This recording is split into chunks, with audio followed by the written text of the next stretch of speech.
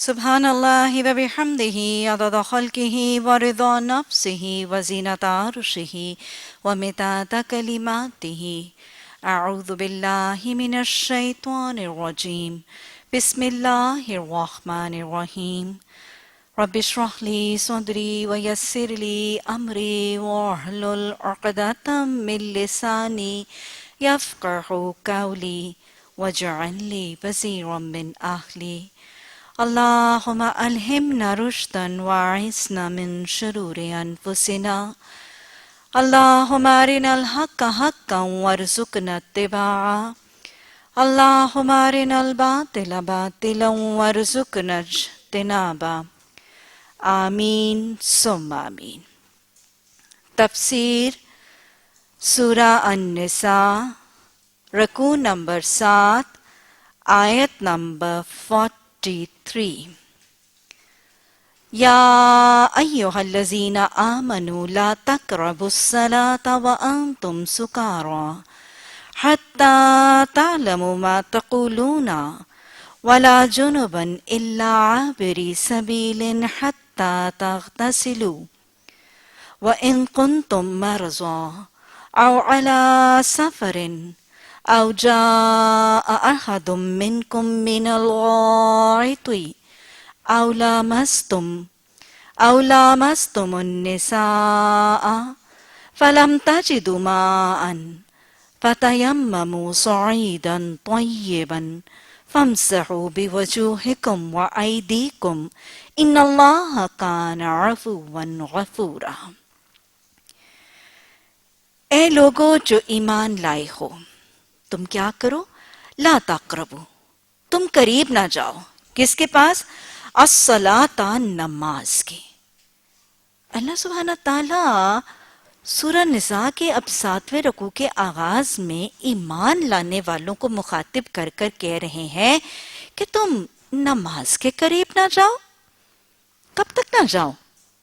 یعنی ویسے نماز کے قریب نہ جاؤ؟ نہیں، اس کو مشروط کیا گیا وَأَنْتُمْ سُكَارَىٰ، کہ تم نشے کی حالت میں ہو۔ کیوں؟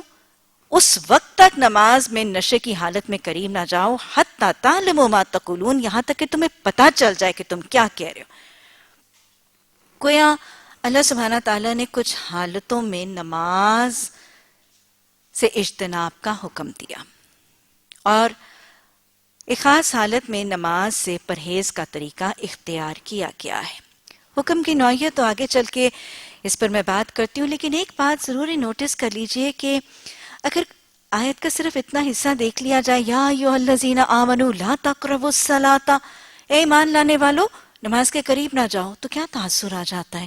اگر صرف اس ہی آیت کے حصے کو لے لیا جائے تو ایک تاثر سا کریٹ ہو جاتا ہے کہ اگر کوٹ کرنے والا یہ آیت کوٹ کرے تو اس کا مطلب کیا وضع ہو جائے گا کہ اللہ سبحانہ تعالیٰ منع کر رہے ہیں کہ نماز کے قریب ہی نہ جاؤ۔ اصول کیا وضع ہوتا ہے؟ قرآن کے احکامات کو اخذ کرنے کے لیے کیا لازم ہے؟ قرآن کے احکامات، معانی، پیغام، اصول تفسیر کے لیے لازم کیا ہے کہ پوری کی پوری آیت کو پڑھا جائے، اور صرف آیت ہی کو نہیں، ایک آیت کو دوسری آیت کے ساتھ ملا کر پڑھا جائے۔ وہ آیت کے آگے پیچھے جو ایسوسیٹڈ ساری آیات نازل کی جا رہی ہیں اس کے ربط، اس کے تسلسل میں پڑھا جائے۔ اور یہ میں آپ کو بتاؤں کہ یہ صرف قرآن کے لیے نہیں ہے، یہ ہر لینگویج کے لیے۔ کوئی آرٹیکل، کوئی ایسے، کوئی کتاب، اس میں سے بیچ میں سے اٹھا کے آدھا سینٹنس معلق کر کے اگر پڑھ لیا گیا تو صحیح بات سمجھ میں نہیں آئے گی نا، ایسے ہی ہوگا نا۔ تو لہٰذا قرآن کے احکامات، تعلیمات اور قرآن کے اصول تفسیر کے لیے لازم ہے کہ پوری آیت اور آیت کی اگلی پچھلی آیات کے ساتھ ملا کے اس کو پڑھا جائے گا تو اس کا مطلب، اس کا صحیح مفہوم اور اس کی تفسیر واضح ہوگی۔ اور یہ بھی یاد رکھیے گا کہ صرف اگلی پچھلی آیات اور رکوعات کا حوالہ نہیں، وہ جس پس منظر میں وہ آیت اور وہ حکم نازل ہوا ہے اس پس منظر کو بھی مد نظر رکھنا لازم ہے کہ یہ جو حکم دیا جا رہا ہے کس سینیریو میں، کن ہیپننگز میں، کن سچویشنز میں، رودات کیا تھی، حالات کیا تھے، معاملات کیا تھی، کیا وقت تھا، کیا دور تھا۔ تو تمام اس آیت کا شان نزول، اس کا دور، اس کے حالات، اس کے واقعات کو بھی مد نظر رکھنا ضروری ہے. جب تک ریفرنس ٹو دا کانٹیکسٹ نہیں ہوگا تب تک قرآن کے احکامات کو صحیح طرح سمجھنا اور اس کی تفسیر کے معانی کو حاصل کرنا ممکن نہیں ہوگا. اور بس اوقات آپ نے یہ دیکھا، آپ دیکھیں گے کہ آج جب قرآن اور حدیث کے احکامات کو نعوذ باللہ ڈیفیم کیا جاتا ہے، اسلام کے خلاف استعمال کرنے کے لیے، مس یوز کرنے کے لیے استعمال کیا جاتا ہے، تو اسی طرح out of context, out of reference آیات کو اٹھا کر کوٹ کر دیا جاتا ہے. اس کا کوئی شان نزول، کوئی حالات. سورہ توبہ میں بھی انشاءاللہ اس پر وضاحت سے بات ہوگی کہ مسلمانوں کو مشرکین کے لیے کہا گیا کہ ان کو جہاں وَقْتُلُوهُمْ حَيْثُ ثَقِفْتُمُوهُمْ، سورہ بقرہ میں بھی آتا ہے کہ جہاں ملی ان کو قتل کرو. تو یہ کس حالات میں، کس سنیریو میں، کس بیک گراؤنڈ میں، کن مشرکین کو؟ سورہ توبہ میں بھی اس سے ملتے جلتے احکامات آئیں گے. اور ایسی آیات کو کوٹ کر کے یہ اسلام کو ڈیفیم نعوذ باللہ کرنے اور اسلام کی تعلیمات کو نعوذ باللہ بدنام کرنے کا طریقہ اختیار کیا جاتا ہے. تو قرآن کی تعلیمات ہمیشہ تبھی سمجھ آئیں گے جب پوری آیت، اگلی پچھلی آیات، رکوعات اور تسلسل میں اس کے شان نزول اور اس کے بیک گراؤنڈ کے ریفرنس ٹو دا کانٹیکسٹ کے ساتھ سمجھی جائیں گی، ورنہ حکم کی نوعیت کچھ کی کچھ بن جائے گی. اللہ ہمیں صحیح فہم اور صحیح ادراک کے ساتھ اس کو گہرائیوں سے تفکر اور تدبر سے سمجھنے کی توفیق عطا فرما دے. یہ شراب کے حوالے سے اور نشے کے حوالے سے دوسرے درجے پر آنے والا حکم. سب سے پہلا حکم سورہ بقرہ میں آیا، یسألونک عن الخمر والمیسر قل فیہما اسم کبیر ومنافع للناس واسمہما اکبر من نفعہما، کہ وہ آپ سے نا شراب اور جوئے کے بارے میں پوچھتے ہیں. خمر، نشہ آور چیزیں خمر ہیں. وضاحت سے ہم نے سورہ بقرہ میں بات کی کہ ہر نشہ آور چیز خمر ہے اور ہر نشہ آور چیز حرام ہے. تو وہاں پوچھا گیا کہ نشہ آور چیزوں اور شراب اور جوئے کے بارے میں آپ کا کیا حکم ہے؟ تو اللہ نے فرمایا کہ اس میں نفع بھی ہیں، اس میں نقصان بھی ہیں، لیکن اس کے نقصان اس کے نفعوں سے زیادہ ہے. یہ پہلا حکم تھا. اس میں اللہ سبحانہ تعالیٰ نے شراب اور جوئے کی ناپسندیدگی اور کراہت کا اظہار کیا اور اس کو چھوڑ دینے کی پسندیدگی اور اس کی طرف مرغوب ہونے کی انڈیکیشن دی ہے. یہ پہلا حکم تھا. عقیدہ نسخ سورہ بقرہ ہی میں ہم نے پڑھا، اس کو دہرائیں. اللہ سبحانہ تعالیٰ نے سورہ البقرہ میں فرمایا تھا مَا نَنْسَخُ مِنْ آیَاتٍ أَوْ نُنْسِهَا نَأْتِ بِخَيْرٍ مِّنْهَا أَوْ مِثْلِهَا، کہ کچھ آیات کو ہم منسوخ کر دیتے ہیں، کچھ کو نبی صلی اللہ علیہ وسلم کے حافظے ہی سے محو کر دیتے ہیں اور ان سے بہتر آیات آ جاتی. یہ کیا تھا؟ عقیدہ نسخ. اور عقیدہ نسخ کے حوالے سے ہم سب نے اس چیز پر ایمان لائے تھے کہ یہ عقیدہ ہے کہ کچھ قرآن کی آیات اور احکامات بتدریج آئیں. پہلے ابتدائی حکم، اس کے بعد اگلے درجے کا حکم، اور اس دوسرے درجے کے حکم کے بعد پہلا حکم حدیث کے ذریعے منسوخ قرار دیتا، اور پھر تیسرے درجے کا حکم، اور یوں آہستہ آہستہ سلو ریڈیکل تربیت، تزکیہ، ریفرمیشن اور اصلاح ہوئی تھی اس معاشرے کے اندر. تو یہ اس پہلے حکم کے بعد اب سورہ نساء میں یہ دوسرے نمبر پر آنے والا شراب کا حکم تھا. گویا جب وہ پہلے نمبر پر آنے والا حکم، وہ معاشرہ جس کے گھٹی میں شراب رچی بسی تھی، بہت زیادہ شراب کی عادت مدینہ میں اور عربوں کے اندر رائج تھی. اللہ نے ناپسندیدگی کا اظہار کیا، لیکن اس کے باوجود پی پلائی جا رہی تھی. اور پھر یہ حکم اسی حوالے سے نازل ہوا کہ مدینہ کے دور تک شراب پی پلائی جا رہی تھی. صحابہ اکرام کی ایک محفل تھی اور صحابہ اکرام کی محفل میں باجماعت نماز ہوئی، عشاء کی نماز کا اہتمام کیا گیا، اور اس میں ایک سورت کی ادائیگی میں سہو کا معاملہ، غلطی کا معاملہ لاحق ہوا. اور پھر اللہ سبحانہ تعالیٰ نے یہ سورت نازل فرما، اس آیت میں یہ بات نازل فرما دی کہ جب تم نشے کی حالت میں ہو اور اس نشے کے خمار میں آ کے تمہیں یہ پتہ ہی نہیں چلتا کہ تمہاری زبان سے کیا نکلتا، تو اس نشے کی حالت میں تم نماز نہ پڑھنا. یہ دوسرے نمبر پر آنے والا شراب کے حوالے سے حکم تھا. اس کے بعد پہلی آیت منسوخ ہو گئی. اس کے بعد بھی معاشرے کے اندر، مدینہ کے ماحول کے اندر شراب پی پلائی جاتی تھی. اتنے عادی تھے نا، رچی بسی گڑی ہوئی تھی یہ عادت اس معاشرے کے اندر. اور پھر یہاں پہ جب کہہ دیا گیا کہ تم نشے کی حالت میں نماز نہ پڑھنا، تو انہوں نے اپنے شراب پینے کے ٹائمنگز اور اوقات اور ٹائم ٹیبل کو چینج کر لیا تھا. گویا عشاء کی نماز کی ادائیگی کے بعد شراب پی جاتی تھی تاکہ فجر تک اس کا اثر ویئر آف ہو جائے، اور کچھ جگہوں پہ شاید فجر کے بعد شراب پی لی جاتی تھی تاکہ ظہر تک اس کا اثر ختم ہو جائے. تو لہٰذا یہ ہلکا پھلکا شراب کا طریقہ اس حکم کے بعد بھی رائج رہا، یہاں تک کہ حضرت عمر رضی اللہ تعالی عنہ، ان کے حوالے سے اس دن ہم بخاری میں حدیث پڑھ رہے تھے نا، کہ وہ فرماتے ہیں کہ 3 موقع ایسے تھے جب میری رائے اللہ سبحانہ تعالیٰ کی رائے کے موافق ہو گئی. وہاں پہ تو انہوں نے وہ 3 موقع بتائے اور اس موقع کا تذکرہ نہیں تھا، لیکن حضرت عمر کے دل میں یہ خواہش آ رہی تھی، اور حضرت عمر کے الفاظ ہیں کہ میں دعا کیا کرتا تھا کہ الہی شراب کے لیے کوئی شافی بیان نازل فرما، کہ ایسا کوئی بیان دے جو شفا دے دے معاشرے کو اس شرابی ہونے کی بیماری سے. الہی شراب کے لیے کوئی شافی بیان نازل فرما، شافی بیان نازل فرما، شافی بیان نازل فرما. اور پھر یہ آیت سورہ مائدہ کی آیت نازل ہوئی، انما الخمر والمیسر، کہ بے شک شراب اور جوا، والانصاب والازلام رجس من عمل الشیطان فاجتنبوہ لعلکم تفلحون، کہ یہ شراب، یہ جوا، یہ تیر، یہ پانسے، یہ بتوں کے آستانے، یہ گندے شیطانی کام ہیں، ان سے اجتناب کرو تاکہ تمہیں فلاح مل جائے. اور اس پر حضرت عمر کو جب یہ آیت پہنچی تو انہوں نے کہا ہم باز آئے، ہم باز آئے، ہم باز آئے.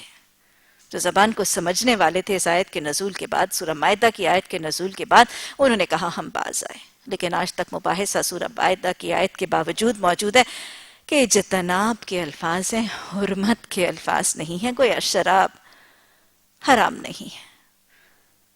اہل زبان اور متقیوں نے تو حکم سننے کے بعد کہہ دیا تھا ہم باز آئے، لیکن ٹیڑھ کرنے والے ضدی ذہن آج تک ٹیڑھ کا شکار ہے. ربنا لا تزغ قلوبنا، اللہ دلوں کو ٹیڑھ اور کجی سے بچا لینا. تو لہٰذا یہ دوسرے نمبر پر آنے والا حکم، میں پھر دہرا رہی ہوں، اس کے باوجود شراب معاشرے میں پی پلائی جا رہی تھی. اب پھر جب سورہ مائدہ کا حکم آیا، حضرت اللہ بتاتے ہیں نا کہ میں اپنے مالک کے گھر میں تھا اور میں شراب پلا رہا تھا، اور میرے صحابہ اکرام بھی اس محفل میں شامل تھے. عشاء کے بعد ایک محفل برپا کی گئی ہے، صحابہ اکرام موجود تھے، مہمان نوازی کر کے شراب پلائی جا رہی تھی. اور پھر باہر سے آواز ان قرآن کی آیات کے نزول کے حوالے سے آئی، تو میرے مالک نے مجھے کہا کہ جاؤ جا کے پتہ کرو کیا آیت نازل آئی ہے. میں نے وہ آیت سن کر، سورہ مائدہ کی آیت جب اپنے مالک کو سنائی تو انہوں نے مجھے کہا کہ شراب کے مٹکے کو پتھر مار کے توڑ دو. تو گویا اس رات مدینہ کی گلیوں میں شراب بہا دی گئی، یہ سورہ مائدہ کی آیت کے نزول کے بعد. بہر کیف یہ دوسرے نمبر پر آنے والا حکم، اور یہ حکم جب سورہ مائدہ کی تیسری نمبر پر آنے والی آیت نازل ہوئی تھی تو یہ آیت بھی اب منسوخ ہے. اس آیت نے منسوخ کیا سورہ بقرہ کی آیت کو، اور اس کو منسوخ کیا سورہ المائدہ کی آیت نے.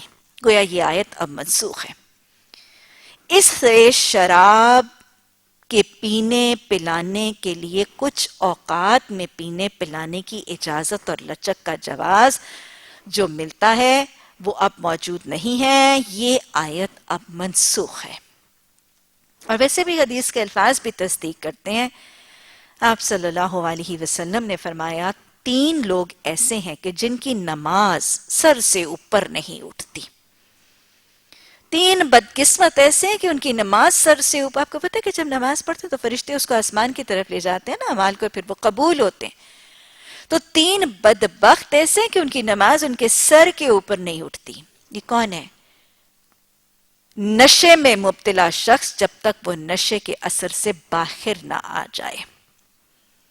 ایک شرابی جب تک اس کا نشہ ختم نہ ہو جائے. یہ پہلا ہے.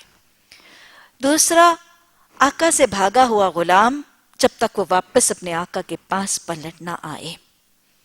اور تیسرا، اس دن ہم نے نیک بیویوں کی صفات میں دیکھا تھا، وہ بیوی جس سے اس کا شوہر کسی حق بات پر ناراض ہے، یعنی شوہر کریکٹ ہے، وہ صحیح بات پر اس کو تنبیہ کر رہے اور وہ مان نہیں رہی اور وہ شوہر خفا ہے. وہ بیوی جس کا شوہر اس سے حق بات پر ناراض ہے، جب تک وہ شوہر اس سے راضی نہ ہو جائے اس بیوی کی نماز اس کے سر سے اوپر نہیں اٹھتی. تو لہٰذا اگر کوئی نشے کی حالت میں نماز پڑھتا ہے تو اس کی نماز اس کے سر کے اوپر نہیں اٹھتی، کیونکہ قرآن نے بتا دیا حَتَّى تَعْلَمُوا مَا تَقُولُونَ، جہاں تک کہ تمہیں پتہ تو چلے کہ تم کہتے کیا ہو. کیونکہ نشے کی حالت میں انسان کو پتہ ہی نہیں ہوتا نا کہ اس کی زبان سے کیا اول فول نکل رہا ہے. اور اس سے ایک اور عمومی سا اصول بھی نکلتا ہے کہ نماز کی ادائیگی کے دوران پھر پسندیدہ کیا ہے کہ نمازی کو پتہ ہو کہ اس کی زبان سے کیا ادا ہو رہا ہے. حدیث بخاری شریف میں آتی ہے نا کہ آپ صلی اللہ علیہ وسلم نے فرمایا کہ نمازی نماز میں اپنے رب سے مناجات کرتا ہے. مناجات کا مطلب سرگوشیاں کرتا ہے.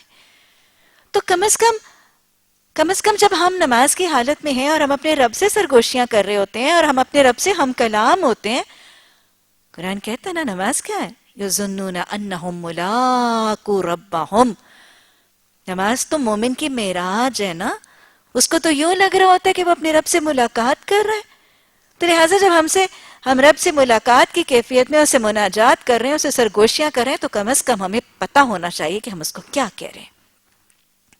رکوع سے اٹھتے وقت جب میں اور آپ پکارتے ہیں سمع اللہ لمن حمدہ ربنا ولک الحمد، ہمیں پتہ ہونا چاہیے کہ ہم نے کہا ہے کہ میرے رب نے اپنی حمد سن لی ہے، میرے رب تیرے لیے ہی حمد ہے. حمدن کثیرن طیبن مبارکن فی، مجھے پتہ ہونا چاہیے کہ میں اپنے رب کو کیا کہہ رہی ہوں. تو اصول کیا ملتا ہے؟ اگر عربی زبان نہیں بھی آتی اور عربی کا فہم نہیں بھی ہے، عربی کی گرامر نہیں سمجھ آتی، تو کم از کم پڑھے لکھے لوگوں کو اتنا اہتمام ضرور کر لینا چاہیے کہ نماز کا ترجمہ ضرور سمجھ آئے. اور یہ یاد رکھیے گا، یہ نماز میں خشوع خضوع توجہ اور دھیان کا بھی ایک بہت افیکٹو نسخہ ہے. جو بہت دفعہ لوگ یہ کمپلین کر رہے ہوتے ہیں اور شاید کمپلین کر کر کے پبلکلی سچے بھی ہو جاتے ہیں کہ ہم تو مانتے ہیں، یہ بھی سب کے سامنے رونا مت رویا کریں.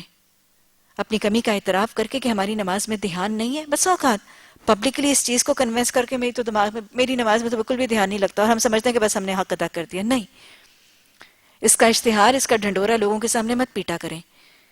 اپنی کمی اور اپنی خشوع کی کمی کا اعتراف تنہائی میں کر کے اس پر ندامت کے احساس کے ساتھ استغفار کر کے اصلاح کے راستے کی طرف چلیں. اور رب کی نماز اور ادائیگی کے دوران خشوع کا بہت افیکٹو نسخہ یہ ہے کہ ہم جو اپنی زبان سے کہہ رہے ہیں اس کا ترجمہ بھی ہمارے ذہن میں ساتھ ساتھ آتا رہے. یہ نماز میں کنسنٹریشن، نماز کی طرف دل لگانے، اپنے ذہن اور خاکوں اور سوچوں کے ادھر ادھر بھٹک جانے سے بچانے کا بہت افیکٹو طریقہ ہے. اللہ سبحانہ تعالیٰ اس نماز کو ہماری آنکھوں کی ٹھنڈک بنا دے. اللہ نماز میں ہمارا دل لگنے لگے، اللہ نماز میں لطف و سرور آنے لگے، اور اللہ ہمیں نمازیں صرف ادا کرنے اور پڑھنے نہیں، نمازیں قائم کرنے والا نمازی بنا دے. تو اللہ نے فرمایا کہ تم نماز اس حالت میں ادا نہ کرو کہ تم نشے کی حالت میں ہو، یہاں تک کہ تمہیں پتہ چلے کہ تم کیا ادا کر رہے ہو اپنی زبان سے. یہ تو اتنا زیادہ پسندیدہ ہے کہ حدیث میں آتا ہے کہ جب تم میں سے کسی پر نیند کا غلبہ ہو، تم میں سے کسی پر نیند کا غلبہ ہو، کہ نظر جھٹکے کھا رہے ہیں، ہچکولے آ رہے ہیں، اونگ آ رہی ہے، تو تمہیں چاہیے کہ نماز ترک کر دو، نماز کو چھوڑ دو، پہلے سو لو اور پھر نماز ادا کرو. تو وہ اونگتے ہوئے، سر کے ہچکولے کھاتے ہوئے اور نیند کے غلبے کے اندر نماز پڑھنا نماز کی کیفیت اور نماز کی خشوع اور خضوع میں کمی اور تھاٹ پروسیس کے تسلسل میں کمی کا ذریعہ ہے. اور نہ ہی تم نماز پڑھو جب تم جنابت کی حالت میں ہو، سوائے یہ کہ تم حالت نماز میں بھی قریب نہ جاؤ، الا یہ کہ تم غسل کر لو، الا یہ کہ راستے سے گزر رہے ہو اور کبھی ایسا ہو کہ تم بیمار ہو یا سفر میں ہو، یا تم میں سے کوئی شخص رفع حاجت کر کے آئے، یا تم نے عورتوں سے لمس کیا ہو اور پھر پانی نہ ملے، یا پاک مٹی سے کام لے لو اور اس سے اپنے چہروں اور ہاتھوں پر مسح کر لو، بے شک اللہ نرمی سے کام لینے والا اور بخشش فرمانے والا ہے. سورہ مائدہ کی اس آیت میں اللہ سبحانہ تعالیٰ نے تیمم کے احکامات کو بیان کیا ہے. یہاں پر ان کی وضاحت میں کچھ حد تک نہیں کروں گی، انشاءاللہ آگے جا کر جب تیمم کے احکامات آئیں گے تو وضاحت سے، جب آپ حدیث میں بھی کتاب التیمم پڑھ چکے ہوں گے تو وضاحت سے ہم مسائل پر بات تب کریں گے انشاءاللہ. تم نے ان لوگوں کو دیکھا جنہیں کتاب کے علم کا کچھ حصہ دیا گیا تھا وہ خود ضلالت کے خریدار بنے ہیں اور چاہتے ہیں کہ تم بھی راہ گم کر دو۔ اللہ تمہارے دشمنوں کو خوب جانتا ہے اور تمہاری حمایت اور مددگاری کے لیے اللہ ہی کافی ہے۔ اللہ سبحانہ تعالیٰ یہاں پر تنقید کر رہے ہیں اس دور کے اہل کتاب کی۔ یہ کون ہے؟ تورات کے حامل یہودی، انجیل کے حامل عیسائی، اپنے دور کے الہامی کتابوں کے حامل، اپنے دور کے پیپل آف دا بک، پڑھے لکھے الہامی کتابیں رکھنے والا گروہ تو یہی تھا۔ لیکن ان کا مغضوب اور ان کے دوالین ہونے کا رویہ کیا تھا کہ اپنی ان الہامی کتابوں کے خزانوں اور ذخیروں سے خود بھی مستفید اور فیض نہیں پاتے تھے، اور نہ ہی اگر ان کے احکامات، ان کے معاملات، نبیوں کی تعلیمات کے بارے میں لا علم اور جاہل اور بدو عرب کے ان سے پوچھنے کے لیے آتے تھے تو نہ ہی ان کو فیض پہنچاتے تھے۔ اور یہ بارہا میں بات بتا چکی ہوں کہ جب نبی صلی اللہ علیہ وسلم نے اپنی رسالت کا اعلان فرمایا تھا تو یہ جاہل بدو کس کے پاس ریزورٹ کرتے تھے؟ وہ اہل کتابی کے تو پاس جاتے تھے اور کہتے تھے کہ تمہارے پاس الہامی کتابیں ہیں، تم نبیوں کے فالوورز ہو، تو بتاؤ تمہاری کتابیں اس نبی کے بارے میں کچھ کہتی ہیں؟ اور تمہارے نبی کیسے ہوتے تھے؟ نبی کیسے ہوا کرتے ہیں؟ تو یہ نبی صلی اللہ علیہ وسلم کی نبوت کے حق میں گواہی دینے کے بجائے سب کچھ جاننے، ماننے، پہچاننے، سمجھ لینے کے باوجود نبی صلی اللہ علیہ وسلم کی مخالفت کرتے ہوئے ساری کے ساری تعلیمات چھپا بھی لیتے تھے اور ان گمراہوں کو گمراہی میں بھٹکنے کے لیے چھوڑ بھی دیتے تھے۔ تو اللہ نے اسی پر تنقید کی کہ تمہیں کتاب کا حصہ دیا گیا ہے، خود بھی ضلالت کے خریدار بنے ہو، لوگوں کو بھی گمراہی سے نہیں بچاتے۔ تو اللہ نے فرمایا کہ اگر مسلمانوں تمہارے ایسے دشمن ہیں تو اللہ ان کے خلاف تمہارے لیے کافی ہے اور اللہ ہی تمہیں حمایت کے لیے لازم ہے۔ جو یہودی بن گئے ہیں ان میں سے کچھ لوگ ایسے ہیں جو ان کے الفاظ کو ان کے محل یعنی ان کی جگہ سے پھیر دیتے ہیں۔ یہ بات ہم نے پہلے بہت دفعہ کی ہے، سورہ بقرہ میں بھی آئی تھی۔ مشرکین مکہ کے علاوہ یہود کا طریقہ یہ تھا کہ وہ کیا کرتے تھے؟ وہ الفاظ کو موڑ توڑ کر ادا کرتے تھے۔ کہنا کچھ ہوتا تھا لیکن ایسے گول مول کر کے ہیر پھیر کے کہتے تھے کہ کہتے کچھ تھے، لگتا کچھ تھا، ہوتا کچھ تھا، بنتا کچھ تھا۔ تو یہ بے ایمانی، ظاہر باطن، قول قرار کا فرق اور یہ عجیب سی ایک غیر جو ہے وہ نبی صلی اللہ علیہ وسلم کی گستاخی کا سا جو طریقہ ہے اس پر ڈیبیٹ کی گئی۔ وہ دین حق کے خلاف نیش زنی کرتے ہیں، اپنی زبانوں کو توڑ موڑ کر کیا کہتے ہیں؟ سمعنا وعصینا، کہ ہم نے سنا اور ہم نے نافرمانی کی۔ اسمع غیر مسمعن، پہلا رویہ کیا ہے؟ سمعنا وعصینا کا مطلب کہ ہم نے سنا ہے، ہم نافرمانی کریں گے۔ کس کو انڈیکیٹ کرتا ہے؟ ان کی ضد کو، ان کی ڈٹائی کو، ان کی سٹبننس کو، ان کی ابسٹنیسی کو، کہ ضدی تھے، ڈھیٹ تھے، سب کو جاننے، ماننے، سمجھنے، پہچاننے کے باوجود نافرمانی پر جمے تھے۔ تو اللہ سبحانہ تعالیٰ نے ان کی ضد کو، ان کی ڈٹائی کو ناپسند کیا۔ اسمع غیر مسمعن، تو سن نہ تو سنایا جائے۔ یہ کیا تھا؟ نبی صلی اللہ علیہ وسلم کو نعوذ باللہ آپ کی گستاخی اور آپ کے حق میں نعوذ باللہ ثم نعوذ باللہ بد دعا کے الفاظ، آپ کو نعوذ باللہ بہرا ہو جانے کی بد دعا کے الفاظ۔ ورعینا، یہ کیا کرتے تھے؟ عین کی زیر کو لمبا کر کے رعینا، آپ کی گستاخی۔ رائنا کا مطلب تھا ہماری طرف دیکھیں، ہماری طرف متوجہ ہوں، ہمیں رعایت دیں، آئی بیگ یور پارڈن کا مطلب، لیکن اس کو لمبا کر کے کیا بنا دیتے تھے؟ نعوذ باللہ آپ صلی اللہ علیہ وسلم کی گستاخی کے طور پر اے ہمارے چرواہے کا مطلب دے دیتے تھے۔ گویا ان کے رویے بالکل ضد، ڈھٹائی، نافرمانی، سرکشی، گستاخی، بدزبانی، بد کلامی کے تھے۔ اللہ نے اس کو ناپسند کیا اور اللہ نے اس کی تردید کی، الٹرنیٹو بہتر طریقہ سکھا دیا۔ حالانکہ اگر وہ کہتے سمعنا واطعنا، یعنی سمعنا وعصینا کی جگہ بہتر رویہ کیا تھا؟ سمعنا واطعنا کہتے۔ اسمع غیر مسمعین کی جگہ کیا کہتے؟ اسمع، اور رائنا کی جگہ کیا کہتے؟ انظرنا۔ اللہ سبحانہ تعالیٰ نے بہترین آپشنز اور بہتر آلٹرنیٹیو سکھا دی اور کہا کہ یہ کرتے تو یہ انہی کے لیے بہتر تھا اور زیادہ راست بازی کا طریقہ تھا، مگر ان پر تو ان کی باطل پرستی کی بدولت اللہ کی پھٹکار ہی پڑی ہوئی تھی، اس لیے وہ کم ہی ایمان لاتے ہیں۔ اے لوگو جنہیں کتاب دی گئی ہے، مان لو اس کتاب کو جو ہم نے اب نازل کی ہے اور اس کتاب کی تصدیق اور تائید کر رہی ہے جو تمہارے پاس پہلے سے موجود ہے۔ اس پر ایمان لے آؤ قبل اس کے کہ ہم چہرے بگاڑ کر پیچھے پھیر دیں یا اسی طرح لعنت زدہ کر دیں جس طرح سبت والوں کے ساتھ ہم نے کیا تھا. کیا کیا گیا تھا سبت والوں کو؟ کونو قردۃ خاسئین وجعلناها نکالا لما بین یدیہ وما خلفہا وموعظۃ للمتقین. اللہ نے ان کو کہا تھا تم ذلیل و خوار بندر بن جاؤ، اور پیچھے والی نسلوں کے لیے ان کو عبرتناک نمونہ بنا دیا تھا. تو اللہ نے اہل کتاب کو کہا کہ یہ تمہارے پاس اللہ سبحانہ تعالیٰ نے رسول اللہ صلی اللہ علیہ وسلم کے توسط سے بہترین کتاب بھیجی ہے، یہ تمہاری کتابوں کی تعلیمات کی تصدیق کرتی ہے، ریکنفرم کرتی ہے، اس کو مان لو. اور اگر نہیں مانو گے تو یا تو ہم تمہارے چیڑے بگاڑ کے ان کو، اللہ نے عذاب کی دھمکی دی کہ اہل کتاب اگر تم اس کتاب کو نہیں مانو گے تو تمہارے چہرے بگاڑ کر پھیر دیے جائیں گے، اور یا تمہارا حال اصحاب سبت کی طرح ذلیل و خوار بندر بنا دیے جاؤ گے. اور یاد رکھو کہ اللہ کا حکم نافذ ہو کر رہتا ہے. اللہ بس شرک ہی کو معاف نہیں کرتا، اس کے سوا دوسرے جتنے قدر گناہ ہیں وہ جس کے لیے چاہتا ہے معاف کر دیتا ہے. اللہ کے ساتھ جس نے کسی اور کو شریک ٹھہرایا تو اس نے تو بہت ہی بڑا جھوٹ تصنیف کیا اور بڑے سخت گناہ کی بات کی.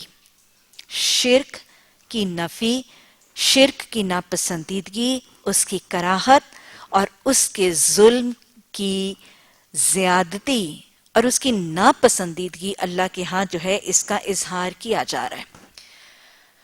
شرک اللہ کے ساتھ کسی اور کو شریک کرنا، اس کی ذات میں، اس کی صفات میں، اس کی اختیارات میں، اس کی عبادات میں، کسی بھی شکل میں ہو. اس کی ذات کے ساتھ کسی کو شامل کر دیا، اس کے جو اختیارات ہیں اس کے ساتھ کسی کو شامل کر دیا، اس کی صفات میں کسی کو شامل کر دیا یا اس کی عبادات میں کسی کو شامل کر دیا. یہ سب کیا ہے؟ مختلف قسم کے شرک ہیں. یہ شرک کیا ہے؟ وہی جو اللہ سبحانہ تعالیٰ نے سورہ لقمان میں لقمان حکیم کی زبانی ان کے بیٹے کو تاکید کی تھی، یا بنیا لا تشرک بہ شیئا ان الشرک لظلم عظیم. دیکھ ہے بیٹے، تو اللہ کے ساتھ کسی کو شریک نہ کرنا. کیوں نہ کرنا؟ کیونکہ شرک، ان الشرک، اس میں کوئی شک ہی نہیں ہے. انہ کا مطلب بے شک، اس میں کوئی شک ہی نہیں ہے کہ شرک سب سے بڑا ظلم اور سب سے بڑا گناہ ہے. تو سب سے بڑا گناہ شرک ہے. اور یہ جو کہا گیا کہ اللہ بس ایک شرک ہی کو معاف نہیں کرے گا، تو اس کا مطلب کیا ہے؟ کیا اس کا مطلب یہ ہے کہ اگر ایک شخص نے دنیا میں کوئی شرک کر لیا اور وہ دنیا میں توبہ کرے گا تو دنیا میں بھی اس کو معاف نہیں کیا جائے گا؟ کیا مشرک کی توبہ قبول نہیں ہوتی؟ کیا اس کا مطلب یہ ہے؟ واضح طور پر کہا جا رہا ہے کہ اللہ سبحانہ تعالیٰ صرف ایک شرکی کو معاف نہیں کرے گا. اس کا مطلب یہ نہیں ہے. دنیا میں تو اللہ نے فرما دیا ان اللہ یغفر الذنوب جمیعا، دیکھو تم جو بھی گناہ لے کر آؤ گے میں سب کو معاف کر دوں. اور حدیث کہتی ہے نا کہ اگر تمہارے گناہ زمین سے لے کر آسمان تک بھی ہوئے تو اللہ سبحانہ تعالیٰ ان سب کو معاف کر دے گا. یہ دنیا میں معافی کے حوالے سے نہیں ہے. بڑے سے بڑے کٹر سے کٹر مشرک تائب ہوئے اور اللہ نے ان کی توبہ قبول کی. صحابہ بھی بنے، رضی اللہ عنہم ورضوا عنہ کا ٹائٹل بھی پایا.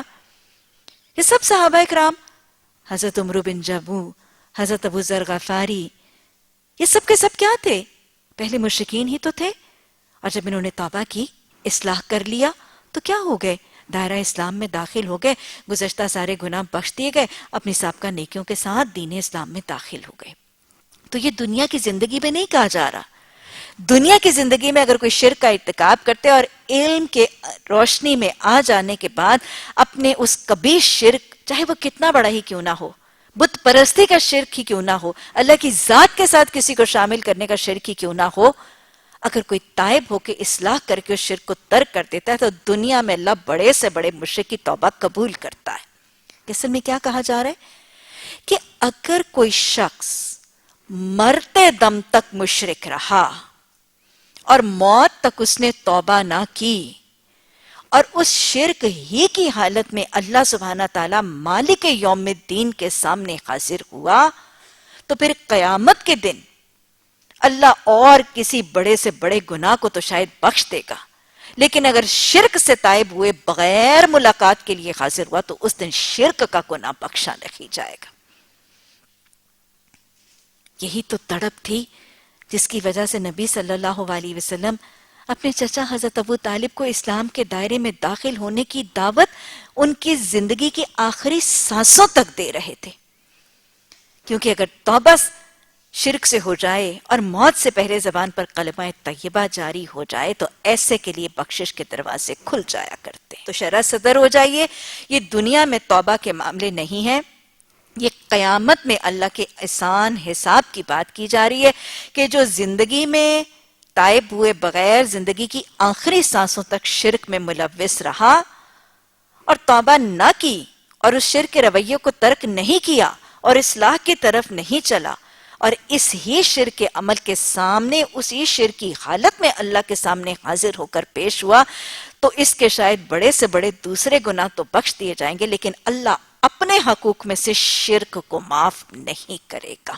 اس لیے شرک کو بچنا، شرک کو سمجھنا، شرک کو پہچاننا، اس سے کراہت محسوس کرنا، اس سے اجتناب کرنا اور اس سے دور رہنا انتہائی ضروری ہے، کیونکہ اگر اسے توبہ کیے بغیر چلے گئے، چاہے وہ شرک خفی ہے، چاہے شرک اصغر ہے، چاہے شرک اکبر ہے، اگر تائب ہوئے بغیر چلے گئے تو اس عمل کی بخشش نہیں ہے۔ اور یہ شرک کیسے آتا ہے؟ کہ دفعہ اتنا چھپ چھپ کے آتا ہے کہ حدیث میں آتا ہے نا کہ جیسے سیاہ رات میں سیاہ پتھر پر ایک سیاہ چیونٹی چلتی ہے اور کچھ پتہ نہیں چلتا۔ بس اوقات آج معاشرے کے رسومات، معاشرے کے طریقے، یہ تمدن، یہ ثقافت کے طریقے جس کی رو میں بہت سے لوگ بہہ جاتے ہیں، اس میں مشرکانہ رسومات رائج ہیں۔ تو عقیدے کے حوالے سے عقیدہ توحید کو پہچاننا، جاننا، سمجھنا اور شرک کے ہر ہی متفرق شکل کو پہچان کر اس کو آئیڈینٹیفائی کر کے اکھاڑ کے نکالنا انتہائی ضروری ہے۔ تم نے ان لوگوں کو بھی دیکھا جو بہت اپنی پاکیزگی نفس کا دم بھرتے ہیں، حالانکہ پاکیزگی تو اللہ ہی جسے چاہتا ہے دیتا ہے، اور انہیں پاکیزگی جو نہیں ملتی تو در حقیقت ان پر ذرا برابر بھی ظلم نہیں کیا جاتا۔ دیکھو تو صحیح، یہ اللہ پر جھوٹے افترا گھڑنے سے نہیں چوکتے اور ان کے صریحاً گناہگار ہونے کے لیے بس یہی کافی ہے۔ کیا تم نے ان لوگوں کو دیکھا نہیں جنہیں کتاب کے علم میں سے کچھ حصہ دیا گیا ہے اور ان کا حال یہ ہے کہ جبت اور طاغوت کو مانتے ہیں؟ گویا اہل کتاب کے عمل میں دو چیزوں کو اب مزید نگیٹ اور ناپسند کیا جا رہا ہے۔ یہ دو عمل کیا ہیں؟ طاغوت کی اطاعت اور جبت کا کرنا، جبت پر ایمان لانا اور طاغوت کی اطاعت کرنا۔ طاغوت کے حوالے سے پیچھے ہماری بات ہو چکی ہے۔ وَمَن يَكْفُرْ بِالطَّاغُوتِ وَيُؤْمِن بِاللَّهِ فَقَدِ اسْتَمْسَكَ بِالْعُرْوَةِ الْوُثْقَىٰ لَا انفِصَامَ لَهَا اللَّهُ وَلِيُّ الَّذِينَ آمَنُوا يُخْرِجُونَهُم مِّنَ الظُّلُمَاتِ إِلَى النُّورِ وَالَّذِينَ كَفَرُوا أَوْلِيَاؤُهُمُ الطَّاغُوتُ يُخْرِجُونَهُم مِّنَ النُّورِ إِلَى الظُّلُمَاتِ۔ طاغوت پہ بات ہوئی تھی، سورہ بقرہ میں اللہ سبحانہ تعالیٰ نے طاغوت پہ بات کی تھی۔ دہرائیں، طاغوت کا روٹ ورڈ طاغین یا، طاغی کہتے ہیں سرکشی کو۔ کیسے یاد رہے گا؟ سمندر میں طغیانی آتی ہے، سمندر میں جب بہت گہرا ہو جاتا ہے اور سمندر میں طغیانی آ جاتی ہے تو سمندر سرکش ہو جاتا ہے، اپنے ساحل سے اس کی لہریں سرکش ہو کے اس کے ساحل سے بیونڈ گزر جاتی ہیں۔ صحیح ہوتا ہے نا، جب سمندر میں طغیانی آئے یا دریاؤں میں طغیانی آئے یا نہروں میں طغیانی آئے تو وہ اپنے ریور بینکس کی حدوں سے اچھل اچھل کے باہر نکلتا ہے۔ یہ طغیانی ہوتی ہے، سرکشی بھی اسی کو کہتے ہیں۔ اللہ کی وضع کردہ حدوں کو عبور کر جانا، اچھل اچھل کے قرآن و حدیث کی سرحدوں کو، حدود کو نکل جانا، پھلانگ جانا، یہ سرکشی ہے، یہ طغیانی ہے۔ طاغوت کس کو کہتے ہیں؟ طاغوت ہر اس طاقت کو کہتے ہیں جو ایک صاحب ایمان کو اللہ کی سرکشی کی طرف، طغیانی کی طرف مائل کرتا ہے. یخرجونہم من النور الی الظلمات کا طریقہ اختیار کرتا ہے. ہر وہ طاقت، ہر وہ شیطانی طاقت جو انسان کو اللہ کی سرکشی کی طرف لے جائے گی، وہ طاغوتی طاقت ہے. وہ انسان کا نفس بھی ہوتا ہے، بس اوقات وہ نفسی طاغوت بن جاتا ہے. نہیں، یہ کپڑے پہنو، تم اتنی پتلی دبلی ہو، تم بہت اچھی لگو، نفسی طاغوت بن گیا. کبھی گھر والے طاغوت بن جاتے ہیں. امی آپ کیا قرآن پڑھ کے اتنی آبسلیٹ ہو گئی ہیں، بس ہم نے کرنی ہے مہندی بیاہ. وہ گھر والے ہی کیا ہیں، وہ طاغوت بن گئے. کبھی برادری طاغوت بن جاتی ہے، کبھی معاشرہ طاغوت بن جاتا ہے، کبھی ایک علاقے کے سردار، اس کے وڈیرے، اس کے حکمران، اس کے بڑے ٹرینڈ سیٹرز طاغوت بن جاتے ہیں. تو طاغوت کین بی اینی تھنگ. کبھی کبھی ایک علاقے کے قوانین طاغوت بن جاتے ہیں. کچھ علاقوں کے اندر حجاب نہ اوڑھنے کا ایک قانون بنا دیا گیا. وہ قانون کیا تھا؟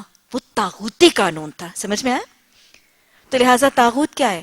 انسان کا نفس، اس کے ارد گرد اس کی برادری، اس کا گھرانہ، اس کے عزیز و اقارب. کبھی کبھی خواہشیں اور آرزویں ہی طاغوت بن جاتی ہیں. اللہم الہمنا رشدن واعذنا من شرور انفسنا. اللہ یہ جو نفسوں کے شر ہیں، ان کو ہمارے لیے کہیں طاغوت نہ بنا دینا، اور اللہ ہمیں ان طاغوتوں سے پرہیز اور اجتناب کرنے کے لیے ہمارا عمل آسان بنا دینا. تو لہٰذا اللہ سبحانہ تعالیٰ نے 2 رویے اہل کتاب کے بتائے کہ یہ طاغوتوں کے حمایتی بنتے ہیں، طاغوت پر ایمان لاتے ہیں اور طاغوت کی پیروی کرتے ہیں. اور دوسرا، یہ جبت پر ایمان لاتے ہیں. یؤمنون بالجبت. جبت کا مطلب کیا ہے؟ عربی زبان میں جبت، عربی زبان میں لغت میں اگر آپ دیکھیں تو جبت بہت سی وہ چیزیں جو بیکار ہیں. بیکار، لا یعنی مومل، فضول، ردی ناقص ناکارہ چیزیں.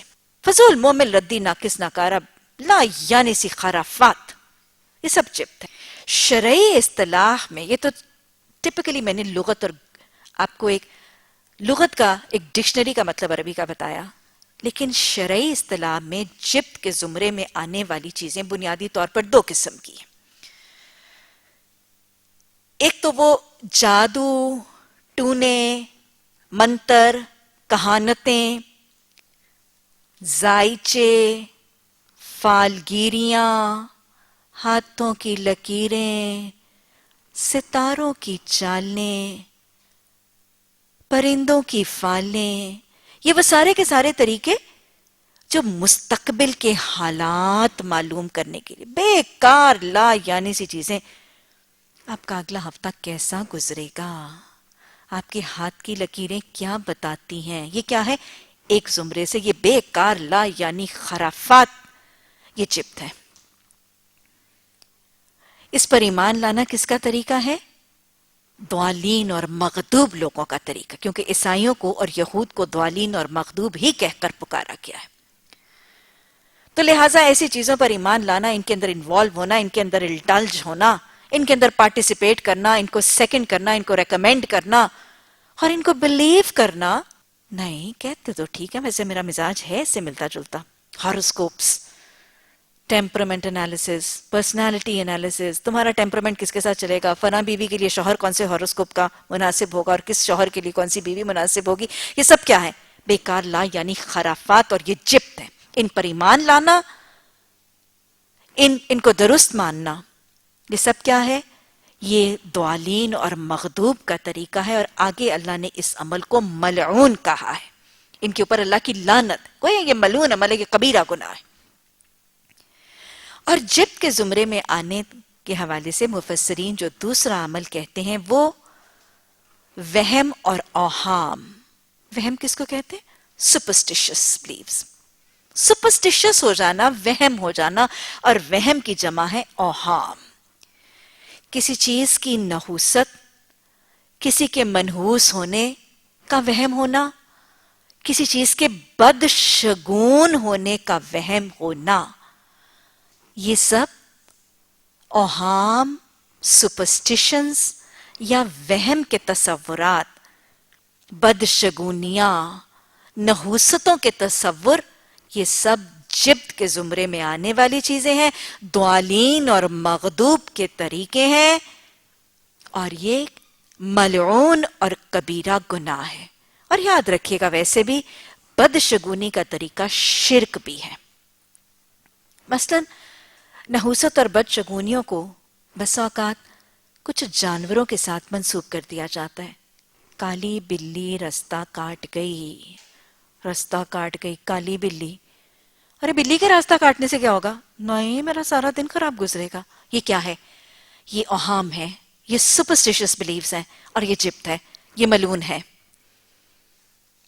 کتے کا بھونکنا، گدھے کا بولنا، گھر کی منڈیر یا دیوار پر کوے کا آ جانا، وہ ویسے کہتے ہیں نا کوا آئے گا تو مہمان آ جائیں گے۔ کہ مہمان کیا ہے؟ رحمت ہے۔ اصل میں مہمانوں کو جس معاشرے میں زحمت سمجھ آئے وہاں پہ پھر ظاہر ہے کوے کا بولنا اچھا تو نہیں لگے گا۔ بہرحال وہ ہمارا کھا جائیں گے نا، شاید ایسا ہی تصور ہے۔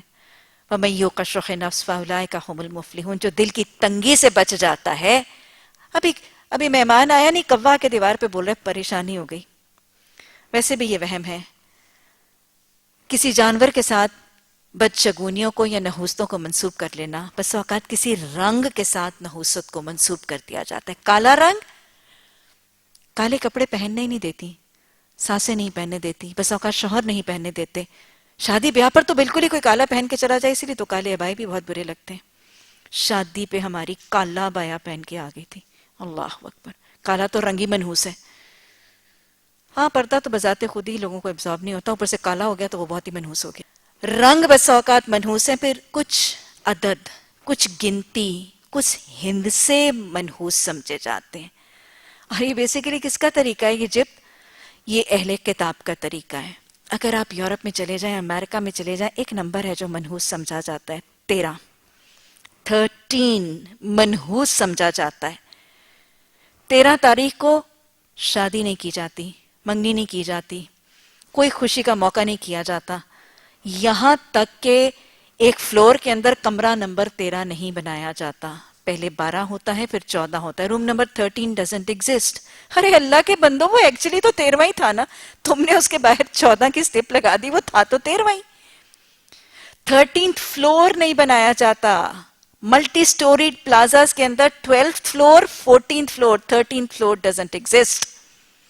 لفٹ کے اندر وہ گنتی میں 13واں فلور ڈیلیٹ کر دیا جاتا ہے، 13واں فلور ہے ہی نہیں، ارے وہ 14واں نہیں تھا، وہ 13واں تھا، بس چونکہ اس کے ساتھ 14 بنا دیا گیا اور 13 لکھا نہیں گیا، اس لیے اس کی نحوست اڑ گئی۔ عدد، گنتیاں، ان کو منحوس، حماقتیں نظر آ رہی ہیں نا، جہالت نظر آ رہی ہے، لیکن بس اوقات معاشرے کو ان چیزوں کی حقیقت نظر نہیں آتی۔ اس کے بعد جانور ہو گئے، رنگ ہو گئے، عدد ہو گئے، کچھ مہینوں کو منحوس سمجھا جاتا ہے، کچھ تاریخوں کو منحوس سمجھا جاتا ہے۔ مثلاً یسالونک عن الحلہ، وہ آپ سے چاند کی بڑھتی گھٹتی شکلوں کے بارے میں پوچھتے ہیں۔ بات ہوئی تھی نا، مشرکین مکہ کا کیا تصور تھا کہ جو چاند کی گھٹتی ہوئی شکلیں ہیں وہ منحوس دن ہیں، بڑھتی ہوئی شکلیں بہتر ہیں، وہ نیک شگون لاتی ہیں، اور گھٹتی ہوئی تاریخیں جو چاند کی ہیں وہ بد شگون ہیں، انہی دنوں میں تکلیفیں، آفتیں، مصیبتیں آتی۔ چاند کی گھٹتی ہوئی تاریخوں میں آج ہمارے اس معاشرے میں جو ہندوانہ انفلوئنس معاشرہ ہے، بس اوقات آپ نے دیکھا ہوگا کہ رشتے، شادیاں مقرر نہیں کی جاتی، شادی بیاہ کی ڈیٹ چاند کے گھٹتے ہوئے نہیں، چاند کے بڑھتے ہوئے مہینوں میں رکھی جاتی ہیں۔ اب پھر ایک مہینہ پورے کا پورا ہی منحوس بنا دیا، اس میں تو آفتیں بلائیں اترتی ہیں۔ سفر کا مہینہ منحوس ہے، اللہ اکبر، 12 مہینوں میں سے ایک مہینے کا مہینہ ہی منحوس کر دیا، ساری آفتیں ہی اس میں اترنی ہیں۔ آپ کو پتا ہے نا سفر کے مہینے کی نحوست کا تصور کیا تھا؟ ذہنوں میں دہرا لیجئے۔ مشرکین مکہ کا یہ تصور اور یہ خیال تھا کہ سفر کا مہینہ منحوس ہے، اور میں یہ جملہ بہت دفعہ بولتی ہوں کہ بہت سے مکہ والے ہماری بستیوں میں بھی آ گئے کہیں سے، کچھ ہندو آ گئے، کچھ مکہ والے آ گئے، اور یہ مکہ والوں کے تصورات موجود ہیں کہ آج ہمارے ہاں باقاعدہ مطلب سفر کے مہینے کے آنے سے پہلے ہی نا ایک نوشن مات آنے والا سفر. پھر سوال قرآن کلاسز میں سفر آنے والا ہے، ہم کیا کریں، ہم کیا کریں. مطلب ہر معاشرے کے شادی کر سکتے ہیں، ڈیٹ رکھ سکتے ہیں، وہ ارے میرج ہالز خالی ہو جاتے ہیں سفر کے مہینے میں، کوئی شادیاں نہیں، کوئی بیاہ نہیں. چلو خس کم جہاں پاک، لیکن مطلب ایک سفر کا تصور اتنا زیادہ اس کو کر دیا گیا ہے. یہ سب کیا ہے پہلے لیبل کریں، یہ جبت ہے، یہ ملعون ہے، یہ شرک ہے، اور یہ مغضوب اور ضالین کا طریقہ ہے. اور یہاں پہ رکھیے گا کہ یہ سفر کی نحوست صرف مغضوب اور ضالین کا نہیں، یہ مشرکین مکہ کی ان کی ایک ذہن کی حالت تھی. مشرکین مکہ نے یہ دیکھا اور یہ محسوس کیا، اور یہ واقعی انہوں نے مشاہدہ بھی کیا. آپ کو پتہ ہے نا کہ اس دور میں عرب کے لوگوں کے لیے کوئی صنعت نہیں تھی، کوئی انڈسٹری نہیں تھی، ان کا کوئی ایگریکلچر، کوئی کھیتی باڑی نہیں تھی. ان کا ایک واحد سورس آف ان کے قافلوں کی تجارت تھی، اور یہاں جو تجارت نہیں کرتے تھے ان کے لیے ان کا ذریعہ معاش ان تجارتی قافلوں کی لوٹ مار تھی. دو ہی ذریعے آمدنی تھے اس معاشرے میں. عرب کے حجاز کے خطے میں بھوک اور افلاس بہت زیادہ تھی. جن لوگوں کے پاس مال تھا وہ تو تجارت کرتے تھے اور تجارت سے مال کماتے تھے. اور تجارت کیسے کرتے تھے؟ وہ قافلوں کے ذریعے. اور دوسرے جو صاحب مال نہیں تھے وہ اپنے فکر معاش کے لیے کیا کرتے تھے؟ انہی تجارتی قافلوں کو رستوں کے اوپر راہزن یا ڈکیت یا لوٹ مار، یہ دو ہی سورس آف انکمز تھے، اور یہ دو ہی طبقے تھے. اب ہوتا کیا تھا آپ کو پتا ہے کہ جب سے یہ مہینے بنائے گئے، ان عدت الشہور عند اللہ، کہ اللہ سبحانہ تعالیٰ نے جب یہ مہینوں کی تعداد زمین و آسمان بنائی تھی تو شروع سے ان کی تعداد 12 تھی. اور ان مہینوں کو جب 12 بنایا گیا تھا تو ان میں 4 مہینے حرمت والے شروع ہی سے رکھے گئے تھے. اور یہ 4 مہینے حرمت والے اس لیے مقرر کیے گئے تھے کہ حاجی اور عمرے اور حج کے سفر کرنے والوں کے لیے یہ 4 مہینے، 3 حج کے لیے اور 1 عمرے کے لیے، یہ اس لیے حرام مہینے قرار دے دیے جائیں کہ ان کے اندر جنگ، لڑائی، قتل، راہزنی، ڈکیتی منع کر دی جائے. حرام تھی ان میں یہ سب کچھ. And this was only and only to ensure کہ وہ لوگ جو سفر کر رہے تھے حج کا وہ سیف اینڈ سیکیور ہو جائیں. نہ قافلے لوٹے جائیں گے، نہ حاجی لوٹے جائیں گے، نہ مارے جائیں گے، نہ مسئلہ کوئی ہوگا، اور لوگ امن سے حج کر سکیں اور اس مہینے میں آرام سے کیا کر سکیں؟ اپنا عمرہ کر سکیں. تو لہٰذا یہ شروع سے ہی 4 مہینے حرمت والے تھے. اور واقعتاً اس کا احترام ہر دور ہی میں ہوا. بیت اللہ کی طرف آنے والے قافلوں کو ان 3 مہینے میں لوٹا مارا نہیں جاتا تھا. اب جو ہی یہ پہلے 3 حرمت والے مہینے گزرتے تھے، ان کے بعد پہلا مہینہ کیا تھا؟ سفر کا مہینہ. ہوتا کیا تھا؟ مشرکین مکہ نے یہ نوٹس کیا کہ سفر کے مہینے میں ہم پر حملے، ہماری لوٹ مار، قتل، رازنیاں، ڈکیتیاں نارمل سے بہت زیادہ ہوتی ہیں. یہ مشرکین مکہ نے آبزرو کیا تھا کہ جو ہی سفر کا مہینہ آتا ہے ہم پر آفتوں کی بارش شروع ہو جاتی. ہمارے قافلے لٹنے لگتے ہیں، ہمارے بچے، ہماری عورتیں، لونڈیاں غلام بنائے جانے لگتی ہیں، ہم قتل ہوتے ہیں، رازنیاں، ڈکیتیاں عام ہو جاتی ہیں. یہ سفر کا مہینہ آتے سار ہم پہ مصیبتیں نازل ہوتی ہیں. اور یہ ٹھیک بھی تھا. اور انہوں نے یہ تصور قائم کر لیا کہ یہ مہینہ ہی منحوس ہے، اس کے آتے مصیبتیں آ جاتی. بات تو ٹھیک تھی، رازنی ڈکیتی اس مہینے میں واقعی سٹیٹسٹکلی زیادہ تھی. اور یہ پے در پے ہر سال ہی یہ نوٹ، جیسے کہتے ہیں نا، انہوں نے شاید سٹیٹسٹکس تو اکٹھے نہیں کیے تھے، لیکن ایک آبزرویشن سے ایک بات نظر آتی ہے، ہر مہینے سفر آتا ہے اور یہ چیزیں بڑھ جاتی. ایک سال نوٹس کیا، اگلے سال نوٹس کیا، اس سے اگلے سال نوٹس کیا، انہوں نے سٹیمپ لگا دی، یہ مہینہ ہی منحوس ہے.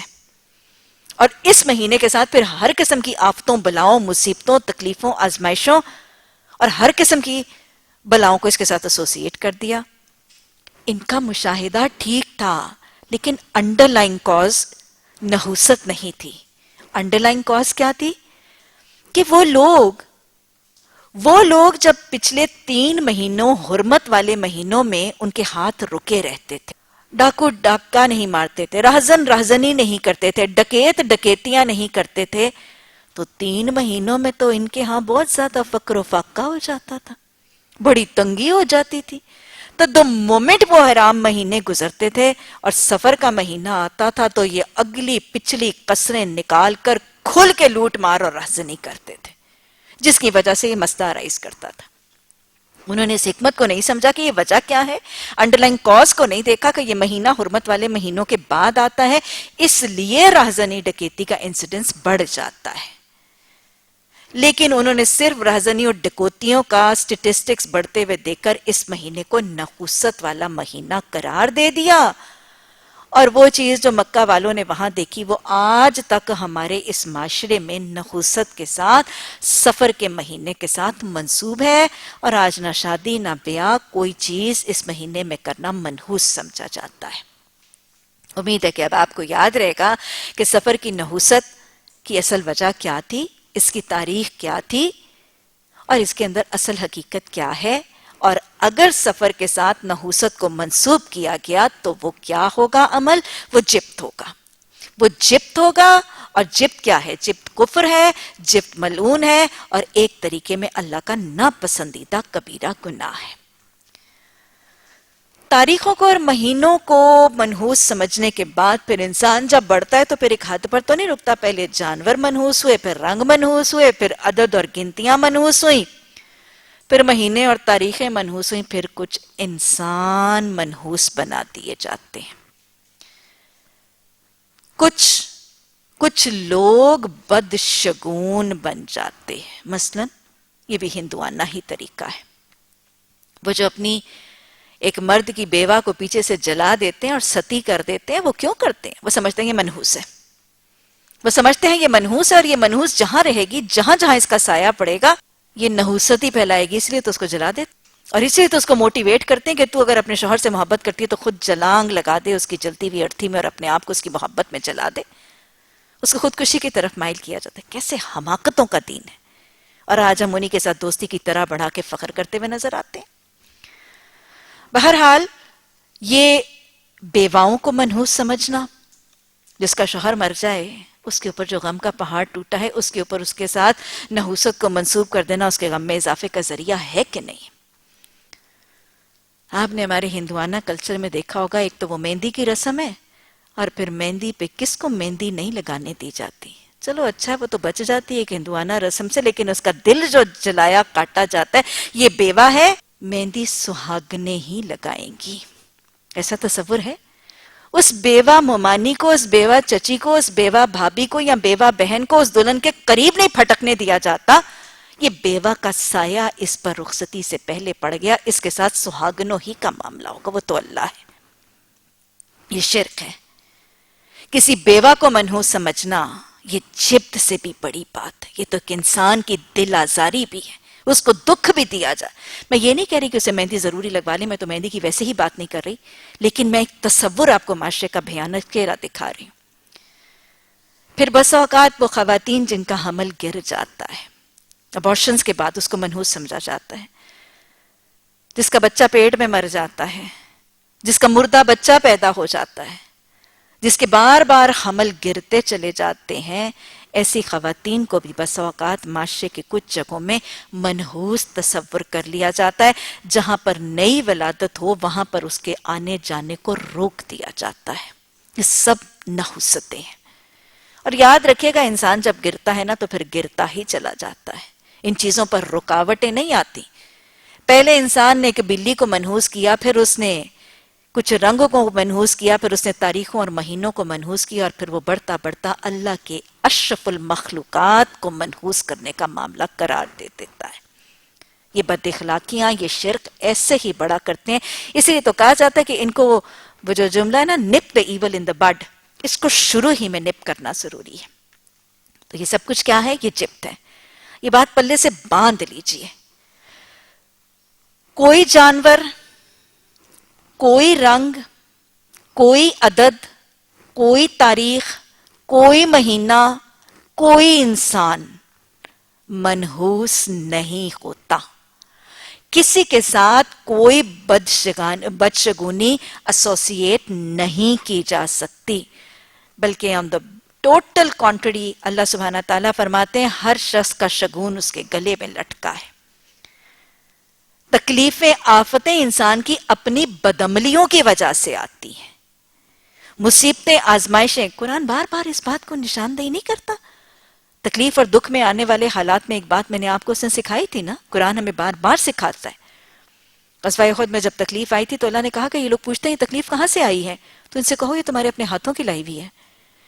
تو اللہ قرآن میں کہتا ہے تمہارے شگون تمہارے اپنے گردن میں لٹکے ہیں. ہمارا اپنا اعمال، ہمارے اپنے رویے ہم پر آنے والی تکلیفوں کا ذریعہ، وسیلہ اور سبب بنتے ہیں. کسی کا رنگ، کسی کا عمل، کسی کی حالت، یہ شگون اور بد شگونی، یہ اوہام ہے، یہ جبت ہے، یہ ملعون ہے، یہ کفر ہے. اللہ خود بھی ان کو سمجھنے، ان سے پرہیز کرنے اور اجتناب کرنے اور اپنے رویوں کی اصلاح ان کبیرہ گناہوں سے کرنے کی توفیق عطا فرمائے. یہ کافروں کے متعلق کہتے ہیں کہ ایمان لانے والوں کے بارے میں تو یہی زیادہ صحیح راستے پر ہیں، ایسے ہی لوگ ہیں. یعنی یہ جو لوگ طاغوت کو مانتے ہیں، کافروں کو زیادہ درست سمجھتے ہیں اور جبت پر ایمان لاتے ہیں، ایسے ہی لوگ ہیں جن پر اللہ نے لعنت کی ہے، اور جس پر اللہ لعنت کرتے پھر تم اس کا کوئی مددگار نہیں پاؤ گے. آپ کو پتہ ہے کہ لعنت کیا ہے؟ دہرائیں، اللہ کی رحمت سے محروم ہو جانا. اور اللہ کی رحمت کیا ہے؟ یہ وہ چیز ہے کہ آپ صلی اللہ علیہ وسلم نے حضرت عائشہ کو بڑے کلیئر کٹ الفاظ میں فرمایا تھا کہ عائشہ جو اللہ کی رحمت سے محروم ہو گیا وہ جنت میں داخل نہیں ہو سکے گا. تو حضرت عائشہ نے سوال کیا یا رسول اللہ صلی اللہ علیہ وسلم آپ بھی؟ آپ نے فرمایا ہاں عائشہ میں بھی. تو لعنت اللہ کی رحمت سے محرومی ہے، اور اللہ کی رحمت سے محرومی کے بغیر کوئی شخص جنت میں داخل نہیں ہو سکتا. اور یہ بھی آپ کو واضح طور پر ہم دیکھ چکے ہیں کہ جس عمل کے لیے، جس فعل کے لیے قرآن میں یا حدیث میں لعنت کے الفاظ آ جائیں وہ گناہ کبیرہ گناہ ہے. کیا حکومت میں ان کا کوئی حصہ ہے؟ اگر ایسا ہوتا تو یہ دوسروں کو ایک پھوٹی کوڑی تک نہ دیتے. پھر کیا یہ دوسروں سے اس لیے حسد کرتے ہیں کہ اللہ نے انہیں اپنے فضل سے نواز دیا ہے؟ اگر یہ بات ہے تو انہیں معلوم ہونا چاہیے کہ ہم نے تو ابراہیم علیہ السلام کی اولاد کو کتاب اور حکمت عطا کی اور ملک عظیم بخش دیا، مگر ان میں سے کوئی اس پر ایمان لایا اور کوئی اس سے منہ موڑ گیا، اور منہ موڑنے والوں کے لیے تو بس جہنم کی بھڑکتی ہوئی آگ کافی ہے. جن لوگوں نے ہماری آیات کو ماننے سے انکار کر دیا، جن لوگوں نے ہماری آیات کو ماننے سے انکار کر دیا، انہیں بالیقین، یعنی اس میں کوئی شک ہی نہیں، ان کو ہم بالیقین آگ میں جھونک دیں گے، اور جب ان کا بدن کی کھال جل جائے گی استغفر اللہ، تو اس کی جگہ دوسری کھال پیدا کر دیں گے تاکہ وہ اپنے عذاب کا مزہ چکھ لیں. یہ کس کے لیے عذاب دیا جا رہا ہے؟ وہ شخص جو اللہ کی آیات کا انکار کرتا ہے. انکار کس کس طرح ہو سکتا ہے؟ ایک تو یہ انکار کہ یہ کلام اللہ کا ہے ہی نہیں، جیسے مشرکین مکہ کرتے تھے. وہ کیا کہتے تھے؟ وہ کہتے تھے کہ یہ نبی صلی اللہ علیہ وسلم نعوذ باللہ ثم نعوذ باللہ خود گھڑ کے لے کے آتے ہیں. اور یہاں کچھ یہودی عالموں سے، یہودی جو غلام ہیں ان سے راتوں رات پڑھتے ہیں اور پھر اس میں نعوذ باللہ ثم نعوذ باللہ تحریف کرتے ہیں اور پھر صبح اس کو اللہ کا کلام بنا کے پریزنٹ کر دیتے ہیں. یہ ان کا پہلا اعتراض تھا. یہ بھی اللہ کی آیات کا انکار ہے کہ یہ کوئی ماننے ہی نہ کہ یہ اللہ کی آیات ہے، اللہ کا احکامات ہے، اللہ کا کلام ہے. اس شکل کا انکار مشرکین مکہ نے کیا، یہود و نصارہ نے کیا. دوسرا انکار یہ کہ یہ مان لیا جائے اللہ کا کلام ہے لیکن اس کے احکامات کو درست نہ مانا جائے، جو یہ بات بتا رہے اس کو درست نہ مانا جائے. آیت تو اللہ کی ہے لیکن یہ جو حکم دیا جا رہا ہے شاید یہ بتانے والے ٹھیک سمجھا نہیں رہے، شاید یہ حکم آج کے لیے ہے نہیں، شاید یہ حکم اس دور کے لیے تھا، شاید اس حکم کو آج بدلنے کی ضرورت ہے، اس میں کچھ تغیر اور تبدیلی کرنے کی ضرورت ہے. وہ جو کہتے ہیں نا خود کو نہیں بدلتے قرآن کو بدل دیتے ہیں، یہ بھی کیا ہے؟ اللہ کی آیات کا انکار ہے. سود کے احکامات پر اعتراض، شراب کے احکامات پر اعتراض، لباس کے احکامات پر شک، ایسے نہیں ہے ایسے ہے، کس نے کہا ہے سر کو ڈھانپنے کا حکم ہے، کس نے کہا ہے چہرے کا پردہ ہے. یہ ہے اللہ کی آیات کا انکار. تو لہٰذا جو اللہ کی آیات کا انکار کرتے ہیں، مانتے ہی نہیں ہیں حکم کو جیسے کہ وہ ہے، یہ بھی انکار ہے. اور پھر تیسرا انکار عملی انکار. یہ مان لیا کہ یہ اللہ کا کلام ہے, یہ مان لیا کہ یہ کام جو کہہ رہا ہے یہ ٹھیک ہے اور یہ ایسے ہی ہونا چاہیے, سود نہیں کھانا, شراب نہیں پینا, لباس التقویٰ ہی پہننا ہے, یہ مان لیا کہ یہ سب کچھ ٹھیک ہے, لیکن ماننے کے بعد عمل کرنے کا انکار کر دینا, یہ بھی اللہ کے احکامات کا انکار ہی ہے. اور اگر آپ ہلکی سی عقل اور سمجھ اور فہم اور بوجھ کے ساتھ دیکھیں گے تو بدترین انکار کون سا ہے؟ بدترین انکار یہ تیسرا انکار ہے. مانا اس کا کلام ہے, جانا اس کا کلام ہے, احکامات کی حکمت کو سمجھا, احکامات کی حکمت کو پہچاننے کے بعد اس کو اپنے عمل میں منتقل کر کے اس کا قول و اقرار کرنے سے انکار کر دیا, یہ بدترین محرومی بھی ہے اور یہ بدترین انکار بھی ہے. اللہم طہر قلبی من نفاقی, اللہ اس نفاق سے بچنے کی توفیق عطا فرما. یہ وہ انکار ہے جو اللہ نے سورہ بقرہ میں فرمایا افتؤمنون ببعض الکتاب وتکفرون ببعض. کیا تم نے اپنا حصہ قرآن میں یہی بنا لیا کہ تم قرآن کے بعض حصوں پر ایمان لاتے ہو اور بعض حصوں کا انکار کر دیتے ہو؟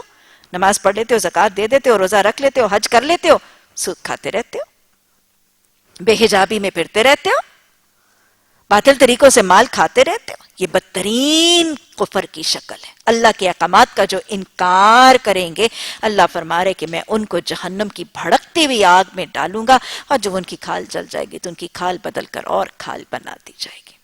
استغفر اللہ ربی. اللہم اجرنا من النار ربنا اصرف عنا عذاب جہنم ان عذابها کان غراما انہا ساءت مستقرا ومقاما. اللہ سبحانہ تعالیٰ کا اس آیت میں فرما دینا کہ جب ان کی کھال جل جائے گی تو اس کھال کو پھر نئے سرے سے پیدا کر دیا جائے گا. جہنم کے آگ کے عذاب کے علاوہ یاد رکھیے گا جہنم میں صرف آگ کا عذاب نہیں اور بہت سے قسموں کے عذاب ہیں. انشاءاللہ جب ہم اختتامی سپاروں کی طرف اور اختتامی صورتوں کی طرف چلیں گے تو انشاءاللہ وہاں پہ جنت اور جہنم کی بہت وضاحت سے تذکرے ہوں گے, تو اللہ ہمیں نظارے دکھائے گا جنت کے بھی اور جہنم کے بھی.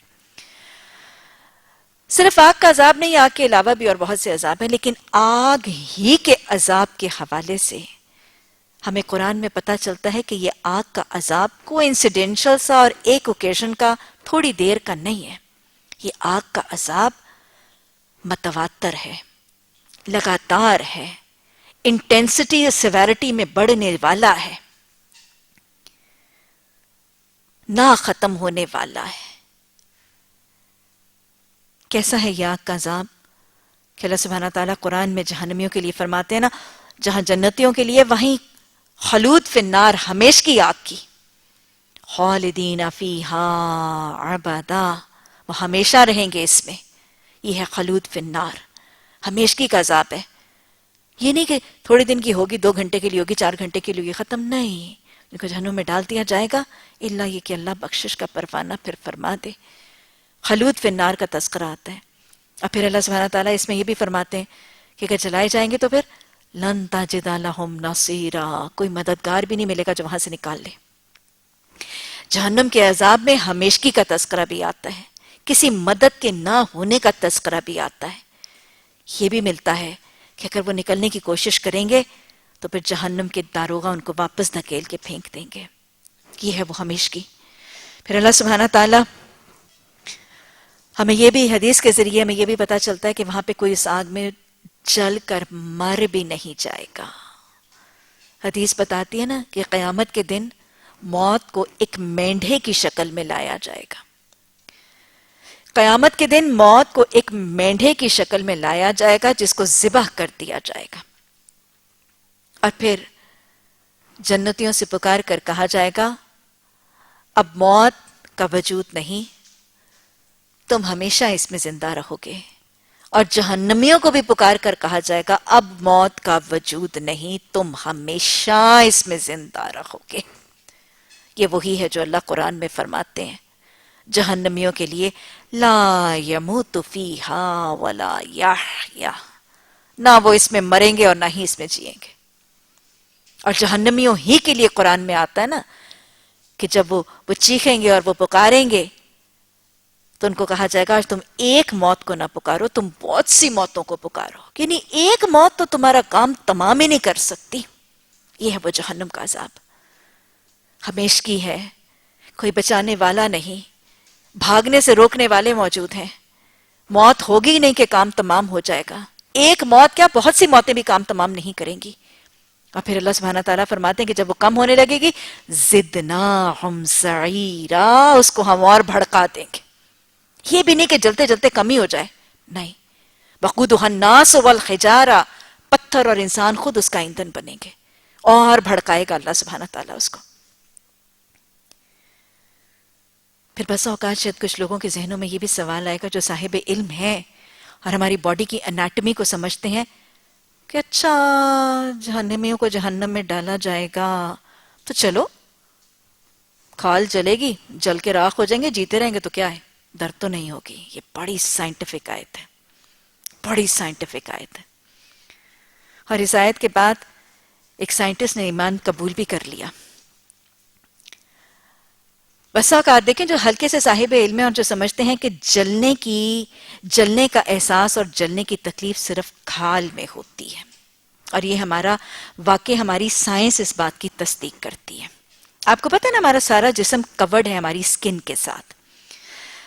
انسان کی سکن کے اندر اللہ سبحانہ تعالیٰ نے ریسیپٹرز رکھے ہوئے ہیں، سینسرز رکھے ہوئے ہیں. کسی چیز کو ڈیٹیکٹ اور حس اور احساس کرنا، ہماری سکن بنیادی طور پر 5 چیزوں کو محسوس کر سکتی ہے. 5 چیزیں ہماری سکن سینس کر سکتی ہے، محسوس کر سکتی ہے. 5 چیزوں کی حس دے رکھی ہے اللہ نے سکن کو. ٹچ، چھونا، لمس محسوس کرتے ہیں، چھوئیں میز کو، فیل ہو رہا ہے، اب نہیں فیل ہو رہا. یہ پہلی سینس ہے، ٹچ. دوسرا ٹیمپریچر، حرارت. گرم چیز کو ہاتھ لگائیں گے تو پتہ چلے گا، سرد چیز کو ہاتھ لگائیں گے، برف ذرا تھوڑی دیر کے بعد فوراً چھوڑ دیتے ہیں، گرم کو ہاتھ لگانے کے بعد فوراً. یہ کیا ہے؟ یہ سینسیشن ٹچ، ٹیمپریچر. تیسری سینسیشن پین، چونٹی کاٹے، درد ہوئی، یہ کیا ہے؟ یہ پین کی سینسیشن ہے. اور یہ پین کٹنے سے بھی ہوگی، چبھنے سے بھی ہوگی، چبھنے سے بھی ہوگی، مختلف شکلوں سے ہوگی، پنچنگ سے بھی ہوگی. یہ پین کی سینسیشن یہ بھی سکن میں ہے. ٹچ، ٹیمپریچر، پین، پریشر، دباؤ کا احساس. آپ دبائیں، اس کا احساس ہوتا ہے کہ میرے سکن، یہ جو پنچ ہے نا یہ بھی دباؤ ہی کی کیفیت ہے. اور پھر 5ویں حص، اس کو ہم اپنے میڈیکل سائنسز میں پروپریوسیپشن کہتے ہیں. چیزوں کی شکلوں کی کیفیت کو محسوس کرنا. میں ایک پینسل کو محسوس کرتی ہوں، لمبی سی گول سی ہے. میں ایک بال کو آنکھ پکڑ کے بند کر کے محسوس کرتی ہوں، میں اس کی گلائی کو محسوس کر سکتی ہوں. میں ایک گلاس کے گرد ہاتھ رکھتی ہوں، میں اس کے سلنڈریکل ہونے کو محسوس کرتی ہوں کہ نہیں؟ میں کتاب کو پکڑتی ہوں، مجھے پتا یہ میز سیدھا ہے، میں اس کو پکڑ رہی ہوں، آنکھیں بند ہیں، یہ گول ہے نا؟ یہ کیسے پتا چل رہا ہے؟ یہ بھی میری سکن کی سینسیشن ہے. ہماری سکن کے اندر 5 سینسیشنز ہیں: touch, temperature, pain, pressure, proprioception. Touch کہتے ہیں لمس کو، چھونے کو. ٹیمپریچر کہتے ہیں حرارت کو. پریشر کہتے ہیں دباؤ کو. پین کہتے ہیں درد کو. اور پروپریوسیشن کہتے ہیں چیزوں کی شکل اور حیت اور ساخت کو پہچاننے کو. اور یہ 5 کی 5 سینسیشن صرف میری سکن اور کھال تک ہیں. اس کے نیچے مسلز، پٹھے، ہڈیاں، جوڑ، جسم کے مختلف اعضاء، آرگنز کچھ محسوس نہیں کرتے. حرارت کا احساس پٹھوں کی نہیں ہوتا، ہڈی گرمی کو محسوس نہیں کرتی، درد ہڈی کے اندر نہیں ہوگی. یہ سب کچھ کہاں ہے؟ سکن ڈیپ. برننگ کی سینسیشن اور پین کی سینسیشن بیسیکلی سکن میں ہے. اور آپ نے تو شاید جلنے والے مریضوں کو دیکھا نہیں ہوگا. میڈیکل سائنسز یہ بتاتی ہیں کہ وہ مریض جو جل جاتا ہے، آپ کو تو ظاہرتاً لگے گا کہ اگر جل گیا اور کھال اتر گئی تو اس کو زیادہ تکلیف ہوگی. نہیں، ایسا نہیں ہوتا. وہ مریض جو ایسے جلا ہو جس کی کھال ابھی آدھی ہے اور آدھی اتر گئی ہے، اس کو اس کی بنسبت بہت زیادہ تکلیف ہوتی ہے جس کی ساری کھال اتر گئی. کیونکہ پین کہاں ہے؟ گرمی کا، جلنے کا، پین کا احساس سکن کے اندر ہے. اگر سکن اتر گئی تو درد کا احساس نہیں ہوگا، جلنے کا احساس نہیں ہوگا. اور یہ سکن کی جو پین کی نرو اینڈنگز جس بندے نے ڈسکور کی تھی، اور سکن کی جو ٹیمپریچر کی نرو اینڈنگز جس شخص نے ڈسکور کی تھی، ان نرو اینڈنگز کو ریوفنیز اینڈنگز کہتے ہیں. یہ جس سائنٹسٹ نے اس کو ڈسکور کیا، اس نے جب یہ قرآن کی آیت اس کے سامنے رکھی گئی تو اسلام قبول کر گیا.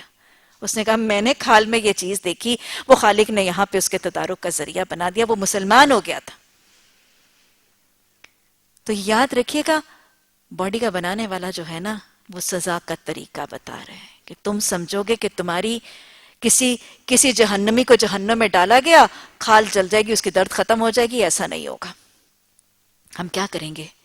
وہ کھال جس میں حرارت کا احساس تھا، وہ کھال جس میں درد کا احساس تھا، اگر وہ جل جائے گی، پوری اذیت دے کے جل جائے گی، تو اس کے بدلے پھر ایک اور کھال دے دی جائے گی تاکہ جلنے کی اذیت اور درد کا احساس ختم نہ ہو سکے.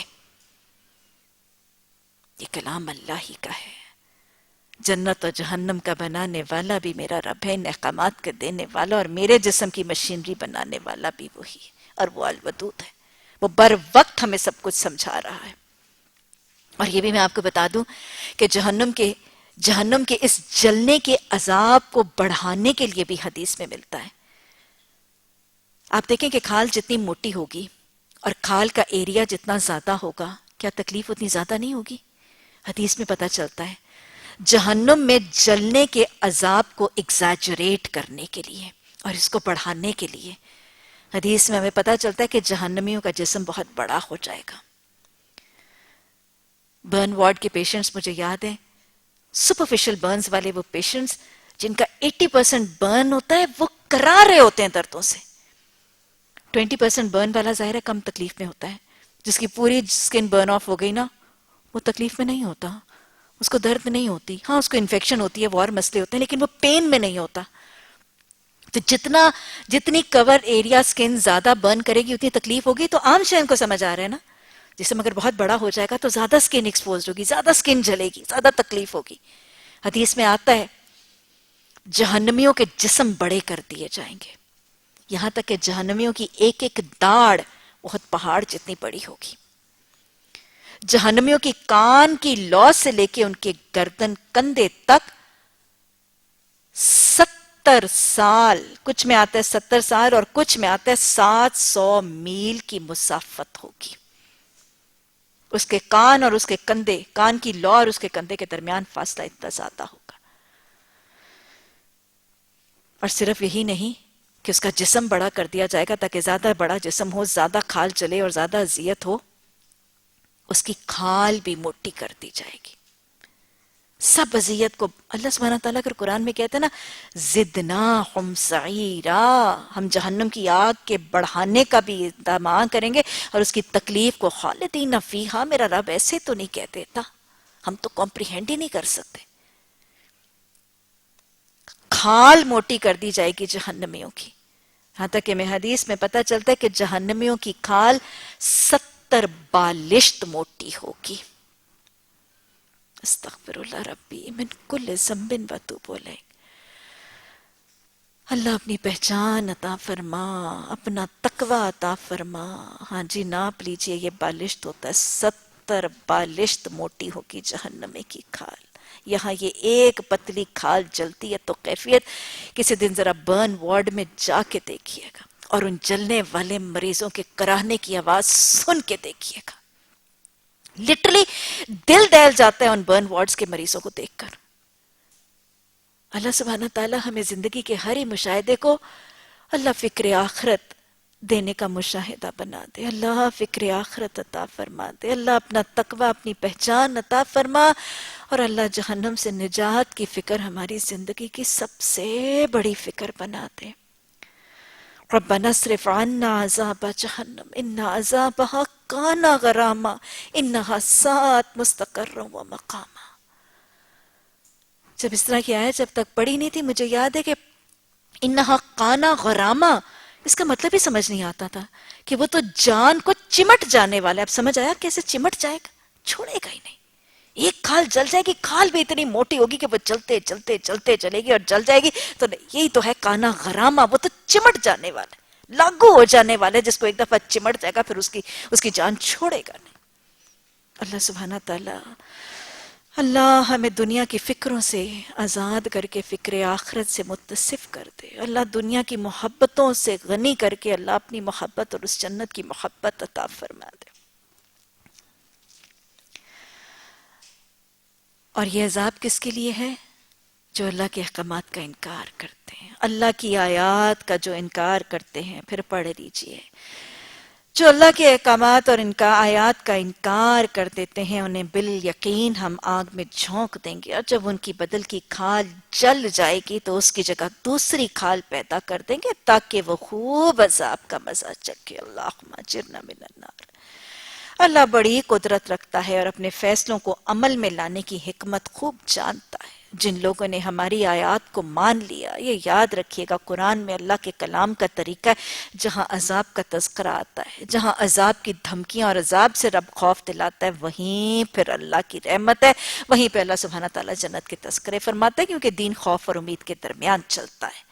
اگر خوف اتنا زیادہ ہو گیا تو پھر عمل کی طرف پاؤں رک جاتے ہیں, اور اگر امید ہی بہت زیادہ ہوگی تو بھی انسان بدعملی کی طرف منتقل ہو جاتا ہے. تو اللہ سبحانہ تعالیٰ, ویسے بھی ہمارا دین معتدل دین ہے نا, بیلنس دین ہے. دین خوف اور امید کے درمیان چلتا ہے.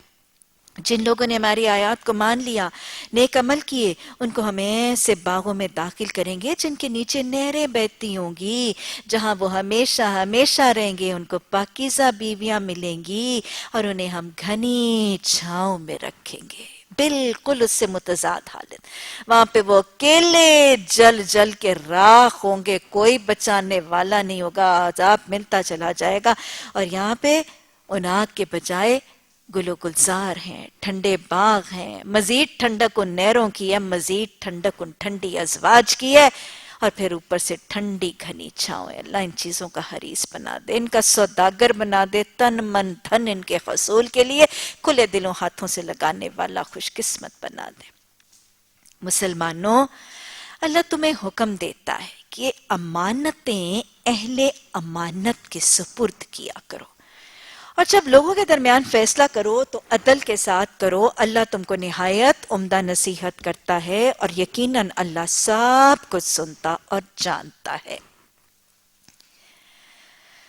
سورہ نساء کے حوالے سے میں نے آپ کو اس دن بھی واضح کیا تھا کہ یہ بنیادی طور پر ایک اسلامی معاشرہ, پورے کا پورا ایک اسلامی معاشرے کا سسٹم اور سٹرکچر کو ایوالو کرنے والی صورت ہے, اور پھر گراس روٹ لیول سے شروع ہوگی اور بڑے لیول تک چلتی جائے گی. اللہ سبحانہ تعالیٰ نے سورہ نساء میں پہلے جو بیسک یونٹ تھا گھر, اس کے احکامات دیے تھے نا. پھر گھر کے بعد ہمیں معاشرے کا طریقہ سکھایا. کل کے سبق میں جب گھر کی دیوار سے باہر نکلے تو باہر نکلو گے تو پھر کیا کرنا, وَاعْبُدُوا اللَّهَ وَلَا تُشْرِكُوا بِهِ شَيْئًا, پھر والدین, پھر رشتہ دار, پھر مسکین, پھر یتیم, اپنا ہمسایہ جو پرایا ہمسایہ ہے, جو ساتھی تمہارے بیٹھے گا دفتروں میں, اسکولوں میں, کالجوں میں, اس کا, پھر جو تمہارے ما ملکت ایمانکم, تمہارے لونڈی, غلام, ملازم, یہاں تک کہ تمہارے جانور بھی ہیں. پورے کا پورا سوشل سرکل جو ہے اس کو صحیح کیا گیا. اب پھر وہ معاشرہ تشکیل ہو گیا, معاشرے کے لیے سورہ نساء کے احکامات. اب پھر معاشرہ جب بنے گا, کچھ حاکم ہوں گے, کچھ محکوم ہوں گے, کچھ امانتیں ہوں گی جو سونپی جانے والی ہیں. تو اس معاشرے کا آگے سے سٹرکچر کیسے ایوالو ہوگا کہ اے مسلمانوں, جب تم کچھ امانتیں دینے لگو تو اہل امانت کو سونپا کرو. اس کا کچھ تفاسیر میں تو آپ یہ بھی مطلب دیکھیں گے کہ جب اپنی امانت دینے لگو تو کسی ایسے کو دینا جو خائن نہ ہو, کوئی خائن نہ ہو. امانت داری کا بیسیکلی پسندیدگی کا اظہار کیا جا رہا ہے کہ اللہ کے نزدیک پسندیدہ عمل خیانت نہیں, پسندیدہ عمل, پسندیدہ حالت اور پسندیدہ شخص امین شخص ہے.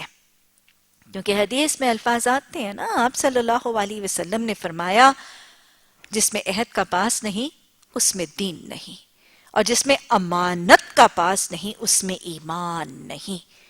تو گویا ایک عمومی سا حکم کچھ تفاسیر میں آپ کو ملے گا کہ اس سے مراد یہ ہے کہ جب تم اپنی امانتیں اور اپنی امانتیں لینے دینے کا معاملہ کرنے لگو تو پھر ایسے لوگوں کے حوالے کیا کرو جو ریلائبل ہیں، جو ڈیپینڈیبل ہیں، جو صاحب ایمان ہیں اور امانت دار۔ لیکن اس کا اصل مطلب کیا ہے؟ اصل تفاسیر میں جو مطلب آئے گا وہ کیا ہے کہ اے اسلامی ریاست، اسلامی مملکت، اسلامی معاشرے کے لوگوں، جب تم اپنے قوم و ملک اور اپنے معاشرے کی امانتیں سونپنے لگو تو صاحب ایمان اور امانت داروں لوگوں کو سونپا کرو۔ کون سی امانتیں؟ ملک کی حکومت، ملک کے عہدے، اقتدار، پوزیشنز، ڈیزگنیشنز، جابز، ملک کے رازوں کی امانتیں، ملک کے مال کی امانتیں، ملک کی حکومت کی باغ ڈور چلانے کی امانتیں اگر کچھ حاکموں کو، کچھ سربراہان کو، کچھ حکمرانوں کو سونپنے لگو تو پھر کیسے لوگ کھنگالنا؟ بڑے کوئی مالدار لوگ، کوئی بڑے وڈیرے، کوئی بڑے لٹیرے، چور، ڈاکو، خائن اپنے لیے حکمران نہ بنا لینا۔ جب تم اپنے حکمران، اپنے حکومت کے عہدے داران، کوئی پوزیشنز، کوئی ڈیزگنیشنز اپنے ملک کی، اپنی حکومت کی منتخب کرنے لگو تو پھر تمہارا پہلا پیمانہ اور پہلی پرائیورٹی کیا ہونی چاہیے کہ وہ کوئی چور، ڈاکو، لٹیرا، کوئی خائن نہ ہو۔ تمہارے حاکم بنیادی طور پر ایک صفت سے ضرور متصف ہوں کہ وہ امین ہو۔ اسلامی ریاست کے لیے، ایک اسلامی ریاست کے لیے اچھے حکمرانوں کی ایک صفت، ہم نے بہت سی باتیں سورہ ال عمران میں بھی کی تھی اس حوالے سے۔ اچھے حکمرانوں کی صفات کیا ہوتی ہیں؟ ہم نے سورہ ال عمران میں جب طالوت اور جالوت کے لشکر کی بات ہوئی تو وضاحت سے بات ہوئی۔ آج سورہ نساء نے ایک اور اچھی صفت بتا دی کہ ایک اسلامی ریاست کے حکمران کے اندر جو ایک صفت ہونی لازم ہے وہ کیا ہے؟ کہ وہ امین ہو، وہ خائن نہ ہو، خیانت نہ کرے۔ کیونکہ آپ کو پتہ ہے کہ جس میں امانت کا پاس نہیں اس کا تو ایمان نہیں۔ صاحب ایمان، امانت دار، امین لوگ اسلامی ریاست کے عہدوں، حکومتوں، پوزیشنز، ڈیزگنیشنز اور پوسٹ کے حقدار ہیں۔ کوئی چور، لٹیرے اور خائن نہیں۔ ایسے ہوں جو ملک کے رازوں کی تو حفاظت کریں، ملک کے رازوں کو بیچ کر اپنی تجوریاں تو نہ بھر لیں، ملک کے مال کی تو حفاظت کریں، ملک کے مال کو یہاں سے سمیٹ کر باہر تو نہ لے جائیں، کھا کے اچکے لٹیرے بن کر اس مال کو، ملک کے مال کو اڑا تو نہ دیں۔ اپنی عیش پر، اپنی عشرت پر، اپنے حج اور عمرے کے ٹوروں پر۔ آج کچھ حکمران کے نمائندوں کا ایک مور مر جاتا ہے تو 20 سرکاری لوگ کھڑے کھڑے معطل کر دیے جاتے ہیں۔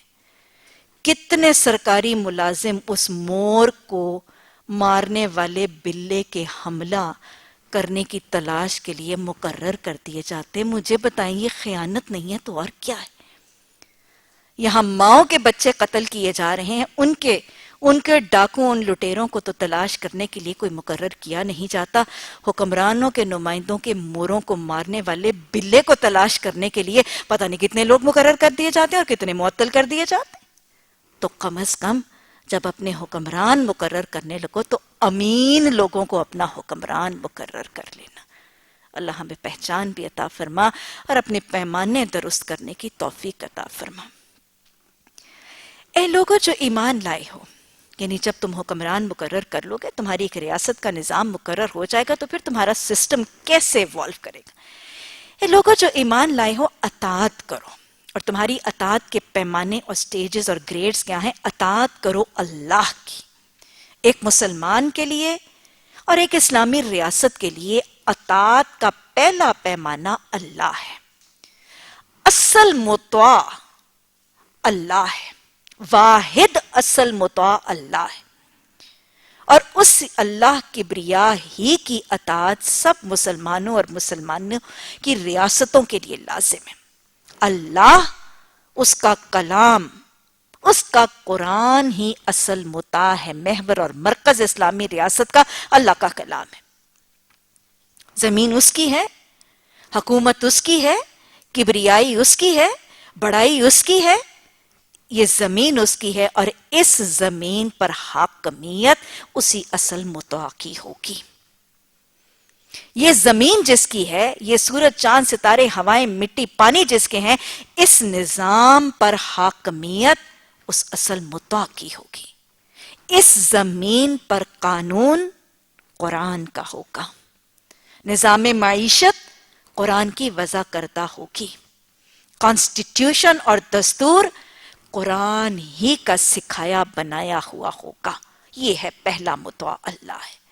اس زمین پر آئین قرآن ہوگا، دستور قرآن ہوگا، نظام حکومت قرآن ہوگا، نظام قانون قرآن ہوگا، اور قرآن کے علاوہ اور کوئی نظام نہیں ہوگا. تمہارا پہلا مطاع اللہ ہے، جس کی کبریائی کی اذانیں گونجتی ہیں، اللہ اکبر اللہ اکبر اللہ اکبر. تم دن میں 5 دفعہ بارہا سنتے ہو، اس کا جواب دیتے ہو.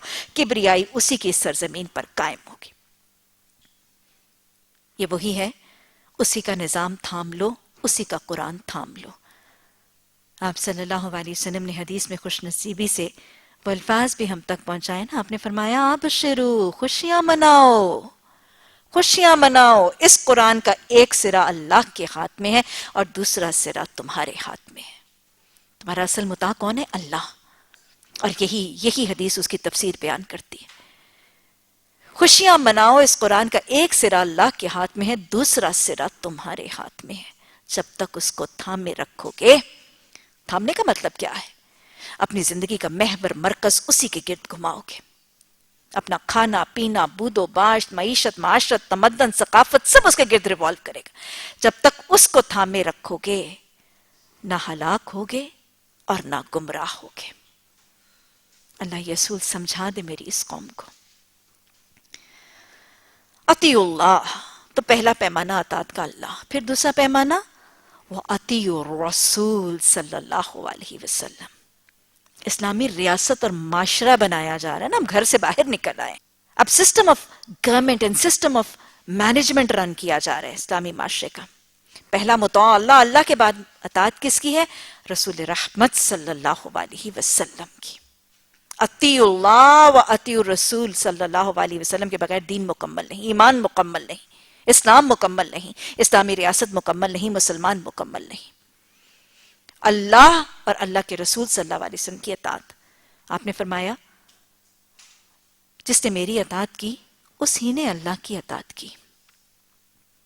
آپ نے فرمایا میں اپنے پیچھے سے 2 چیزیں چھوڑے جا رہا ہوں، اگر ان کو تھامے رکھو گے. اور تھامنے کا حکم قرآن نے بھی تو دیا تھا. کیا تھا؟ وَاعْتَصِمُوا بِحَبْلِ اللَّهِ جَمِيعًا وَلَا تَفَرَّقُوا. میں اپنے پیچھے سے 2 چیزیں چھوڑے جا رہا ہوں، اگر ان کو تھامے رکھو گے راستہ گم نہیں کرو گے. اور یہ ہے قرآن اور سنت قائمہ. تو یہ ہے دوسرا پیمانہ. آپ نے فرمایا کہ جس کا نفس اس چیز کے تابع ہو گیا جو میں دے کر بھیجا گیا ہوں، اسی کا ایمان مکمل ہوگا. کسی شخص کا ایمان اس تب مکمل نہیں ہوتا جب تک اس کا نفس اس چیز کے تابع نہ ہو جائے جو میں دے کر بھیجا گیا ہوں. یہی دوسرا پیمانہ ہے. تو کہ اسلامی ریاست بناؤ گے تو پہلا اطاعت کا پیمانہ اللہ، اور اللہ کے بعد اللہ کے رسول صلی اللہ علیہ وسلم. پھر تیسری اطاعت کس کی؟ وَأُولِي الْأَمْرِ مِنْكُمْ. وہ جو تمہارے میں سے اولی الامر ہیں، فیصلہ کرنے والے ہیں. اولی الامر سے مراد دینی علماء اور فقہا بھی ہیں. تمہارے دینی رہنما، تمہارے دینی رہبر، تمہارے علماء، تمہارے فقہا. اور اس سے مراد دنیاوی حاکم اور حکمران بھی ہیں. گویا اسلامی ریاست میں پھر سسٹم بتایا جا رہا ہے. پہلے حکمران سلیکٹ کرنے کا صفت اور پیمانہ بتایا، اب بتایا کہ جب اسلامی ریاست ایوالو ہو جائے گی تو مسلمانوں کو، اسلامی ریاست کے باسیوں کو ان کی اطاعت اور اوبیڈینس کا پیمانہ کہ اللہ، اللہ کے رسول صلی اللہ علیہ وسلم اور اس روئے زمین پر تمہارے حاکم اور تمہارے حکمران. لیکن تمہاری اور حکمرانوں کا آپس میں جب تنازع ہو جائے، فَإِن تَنَازَعْتُمْ فِي شَيْءٍ، تم بھی انسان ہو وہ بھی انسان ہے، تم محکوم ہو وہ حاکم ہے، تمہارے درمیان اگر تنازع ہو جائے، جھگڑا ہو جائے، ڈیبیٹ ہو جائے، ایشو رائز کر جائے تو پھر کیا کرو؟ فَرُدُّوهُ إِلَى اللَّهِ وَرَسُولِهِ، پھر جو اصل 2 مطاع کے پیمانے ہیں ان کی طرف معاملہ لوٹا دیا کرو. حاکم کچھ کہہ رہا ہے، محکوم کچھ کہہ رہے ہیں، حکمران کچھ کہہ رہا، رعایا کچھ کہہ رہی ہے، تو پھر اس مسئلے کو سیٹل کیسے کیا جائے گا؟ کس کی طرف لوٹایا جائے گا؟ اللہ، قرآن اور نبی صلی اللہ علیہ وسلم کی حدیث اور سنت کی تعلیمات کی طرف ریزالو کرو. یہ تعلیمات جس کو سپورٹ کریں گے، جس کی رائے، جس کے معاملات، اوپینین کو سپورٹ کریں گے، اس کی مان لینا. اگر تم واقعی اللہ اور روز آخرت پر ایمان رکھتے ہو تو یہی طریقہ کار ہے، اور انجام کے اعتبار سے بھی بہتر. ایک اسلامی ریاست کے اندر حکمرانوں کی اطاعت کا حکم دیا جا رہا ہے، تو کیا ہر قسم کے حکمران کی اطاعت ایک اسلامی ریاست کے باشندوں کے لیے لازم ہے؟ اولی الامر منکم، تم میں سے جو حاکم بن جائیں ان کی بھی اطاعت کیا، اللہ کی، اللہ کے رسول صلی اللہ علیہ وسلم کی، اور پھر اولی الامر کی. تو کیا ہر قسم کے حکمران کی اطاعت ہے؟ اگر نہیں ہے تو کب نہیں ہے، اور اگر نہیں ہے تو کس طرح نہیں ہے؟ حدیث اس کی نشاندہی کرتی ہے. بخاری اور مسلم شریف کی حدیث ہے، آپ صلی اللہ علیہ وسلم نے فرمایا کہ مسلمان کو لازم ہے کہ اپنے اولی الامر یعنی اپنے حکمران کی بات سنے اور ماننے.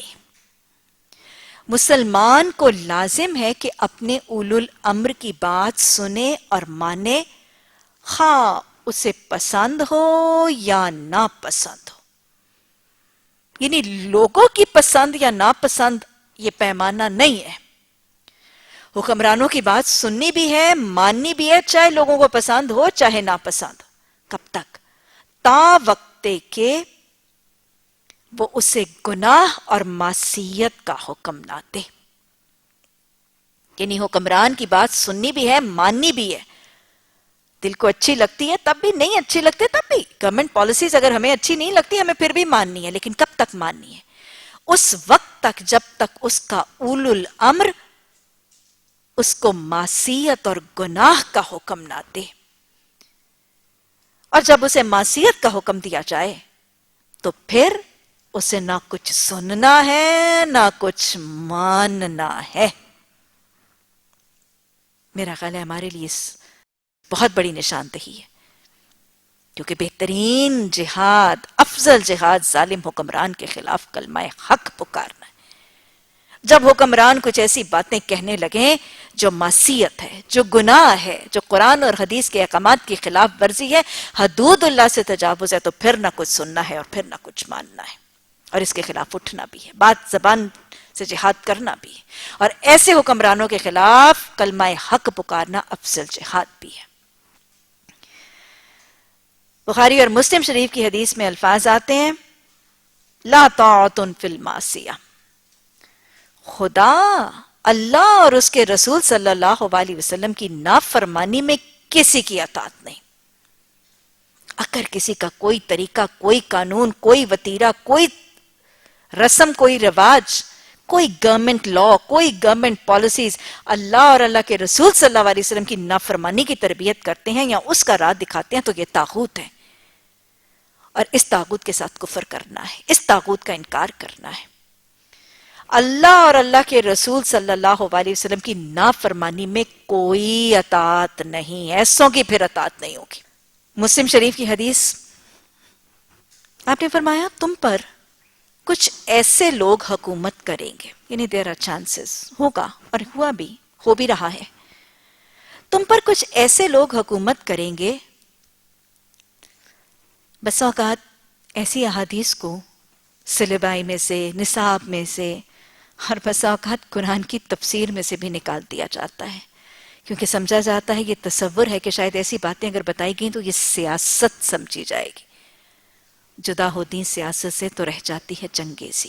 یہ وہ ڈکٹیٹرشپ کا نظام اسی لیے آتا ہے کہ یہ صحیح دین کی تعلیمات اور احادیث لوگوں سے متعارف نہیں کروائی جاتی.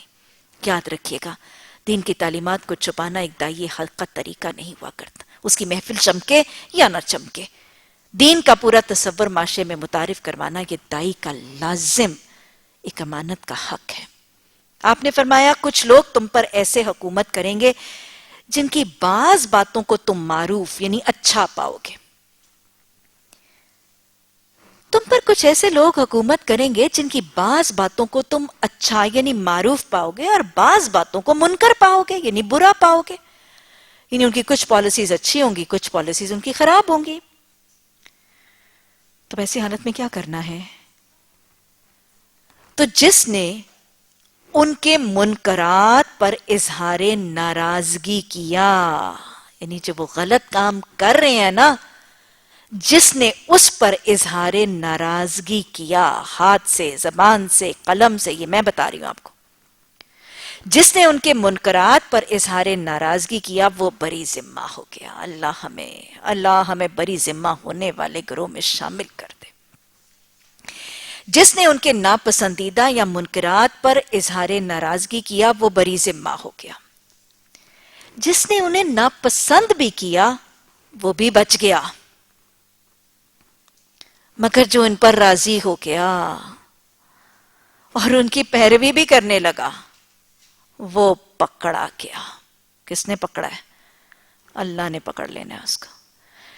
جو ان کے منکرات پر راضی بھی ہو گیا اور ان کی پیروی بھی کرنے لگا. ارے حکومتی چیلے بھرے ہوئے ہیں, آپ بہت بالکل ٹھیک کر رہے ہیں, آپ سر بالکل ٹھیک کر رہے ہیں, ایسے ہی کریں. ماخوذ ہو گیا, پکڑا گیا. صحابہ نے پوچھا نبی صلی اللہ علیہ وسلم جب ایسے حکمرانوں کا دور آئے تو کیا ہم ان سے جنگ کریں؟ جب ایسے حکمرانوں کا دور آئے تو کیا ہم ان سے جنگ کریں؟ آپ نے فرمایا نہیں, جب تک وہ نماز قائم کرتے رہیں. نہیں, جب تک وہ نماز قائم کرتے رہیں. کیونکہ آپ کو پتا ہے اسلام اور کفر میں صرف ترک نماز ہی کا فرق ہے. اسی طرح مسلم ایک اور حدیث آتی ہے, آپ نے فرمایا تمہارے وہ بدترین سردار, تمہارے وہ بدترین سردار جو تمہارے لیے مبغوض ہیں تم ان کے لیے مبغوض. مطلب سمجھ آئے؟ ذرا مشکل ہے نا. یعنی تمہیں ان پر غصہ آتا ہے, انہیں تم پر غصہ آتا ہے. غصب کا مطلب ہے غصہ. تم ان کے لیے مبغوض ہو, وہ تمہارے لیے مبغوض ہے. یعنی نہ تمہیں ان پہ پیار آتا ہے نہ ان کو تم پہ پیار آتا ہے. آج کل دور ہے. تمہارے وہ بدترین حکمران تم ان کے لیے مبغوض ہو, وہ تمہارے لیے مبغوض ہیں. تم ان پر لعنت کرتے ہو, وہ تم پر لعنت کرتے. صحابہ نے کہا جب ایسوں کا دور آئے تو کیا ہم ان سے جنگ کریں؟ کیا ایسوں کا دور آئے تو ہم ان سے جنگ کریں؟ آپ نے فرمایا ان کے مقابلے پر صرف تب اٹھنا جب وہ نماز اور زکوٰۃ قائم نہ کریں. اقیموا الصلاۃ و آتوا الزکاۃ کا نظام جس نظام حکومت میں قائم نہیں ہوگا اس حکومت کے خلاف اعلان جنگ کرنے کا قرآن حکم دیتا ہے. اس حکومت کے خلاف اٹھنے کا حکم دیتا ہے. جو حکمران اقیم الصلاۃ معاشرے کے اندر, سوسائٹی کے اندر نماز کو قائم نہیں کرتے اور سوسائٹی کے اندر آتوا الزکاۃ زکوٰۃ کا سسٹم نافذ نہیں کرتے, نماز روزہ زکوٰۃ حج جو حکمرانوں کے اندر رائج نہیں ہے, نماز روزہ اور زکوٰۃ کا نظام جن کی ذاتی زندگی میں اور جنہوں نے اجتماعی زندگی میں نافذ نہیں کیا, ان کی انڈیویجول زندگیوں میں نماز روزہ زکوٰۃ کا تصور نہیں ہے, یا اجتماعی قومی سطح پر انہیں نماز روزے زکوٰۃ کو رائج اور قائم نہیں کیا, تو ایسوں کے خلاف اٹھنے کا حکم ہے. زبان سے, ہاتھ سے, قلم سے, جس حالت میں اور جس کیفیت اور استطاعت میں انسان کر سکتا ہے. روزے کے حوالے سے اور نماز کے حوالے سے اگر آپ دیکھیں تو مجھے یاد ہے کہ بہت دفعہ آپ نے بھی دیکھا ہوگا اور مجھے خود بھی یاد ہے, ہمارا یہاں لاہور کا ایک بہت بڑا سا اسکول اور بہت ہی مشہور سا اسکول, بہت سکسیسفل اسکول, مین فاؤنڈرز ڈے جمعے کے دن رکھ کے, جمعے کے وقت رکھ کے بچوں کو جمعے کی نماز سے روک دیا گیا تھا. مجھے یاد ہے والدین وہاں بیٹھے ہوئے اور بچوں کو جمعے کی نماز سے روک دیا گیا تھا. مجھے یاد ہے باقاعدہ فینسز لگا دی گئی تھیں, نکریں پہنوا دی گئی تھیں کہ نہیں جائیں گے, جمعے کی نماز نہیں ہوگی کیونکہ چیف گیسٹ کے ارائیول کا ٹائم ہے. اللہ کے بندو, جمعے کا دن ہے, ذرا تو وقت آگے پیچھے کر لو. لیکن نہیں, ضد ہے, ٹٹائی ہے اور فخر سے کیا جا رہا ہے. تو جس ریاست کے اندر یہ چیزیں رائج ہوں گی اور یہ ہمارے نظام کے اندر یہ چیزیں رائج ہیں, ظہر کے نماز کا اہتمام، بچوں کی اسکولوں کی چھٹیاں، یہ سب چیزیں ہمارے معاشرے کے اندر ان چیزوں کا اہتمام نہیں کیا جا رہا. اگر مجھے غلط یاد نہیں آ رہا تو مجھے یاد ہے کہ جب پاکستان پر وہ ارتھ کویک کی زلزلے کی بہت بڑی کلیمٹی آئی تھی، یاد ہے وہ کون سا مہینہ تھا؟ رمضان کے مہینے میں بہت بڑا دل دہلا دینے والا وہ زلزلہ، اور ابھی تک وہ زلزلہ زدگان اور ان کی ریہیبلیٹیشن اور ان کے گھروں کی تعمیر کا سلسلہ جاری ہے. بہت بڑا زلزلہ تھا اور بہت بڑی کلیمٹی تھی نیچرل جو پاکستان کے اوپر سٹرائک ہوا. رمضان کا مہینہ تھا اور مجھے یاد ہے کہ تقریباً صبح 8-9 بجے کا وقت تھا جب یہ زلزلہ آیا تھا. 8-9-10 بجے کا وقت تھا جب یہ زلزلہ آیا تھا. مجھے یاد ہے دورہ تفسیر القرآن ہو رہا تھا اور میں بھی بالکل ابھی دورہ قرآن کی تیاری کر رہی تھی، اور دورہ قرآن کی شروع ہونے سے پہلے اس وقت زلزلہ آیا تھا. تو مجھے یاد ہے کہ زلزلے کے بعد اگلے دن جو پریزیڈنٹ آف دا ٹائم تھا اس کا بیان آیا کہ ہاں جب زلزلے کے جھٹکے محسوس ہوئے اس وقت میں اور میری اہلیہ بریک فاسٹ ٹیبل پر بیٹھے ناشتہ کر رہے تھے. جب ان چیزوں یاد رکھیے گا، بس اوقات جو شخص عمل کر رہا ہوتا ہے اس کو احساس نہیں ہوتا کہ میں نے کیا کیا دیا. اور خیر پھر اس پہ بہت شور بھی ہوا اور ہنگامہ بھی ہوا، لیکن جب حاکم وقت اعلانیہ رمضان کے مہینے میں جب اتنی بڑی آفت آ گئی اور بڑے مزے سے کہہ رہا ہے کہ میں ناشتہ کر رہا تھا، تو نماز، روزہ اور زکوٰۃ جن حاکموں کی ذاتی زندگی میں یا معاشرتی سطح پر جو رائج نہ کرنے والے ہوں، شریعت نے بڑی واضح طور پر یہ بات بتا دی کہ پھر ان کے خلاف اپنی زبان، اپنی قلم سے اٹھنا اور جہاد کرنا اور ایسے غیر شرعی نظام حکومت کو نافذ کرنے والوں کے خلاف کلمہ حق پکارنا، یہ افضل جہاد میں سے ایک ہے. اللہ ہمیں دور کو سمجھنے، فتنے فساد کو ختم کرنے میں اپنا کردار ادا کرنے کی توفیق عطا فرمائے. ربنا لا تزغ قلوبنا بعد إذ هديتنا وهب لنا من لدنك رحمة إنك أنت الوهاب. سبحانك اللهم وبحمدك نشهد أن لا إله إلا أنت نستغفرك ونتوب إليك. سبحان ربك رب العزة عما يصفون وسلام على المرسلين والحمد لله رب العالمين. آمين ثم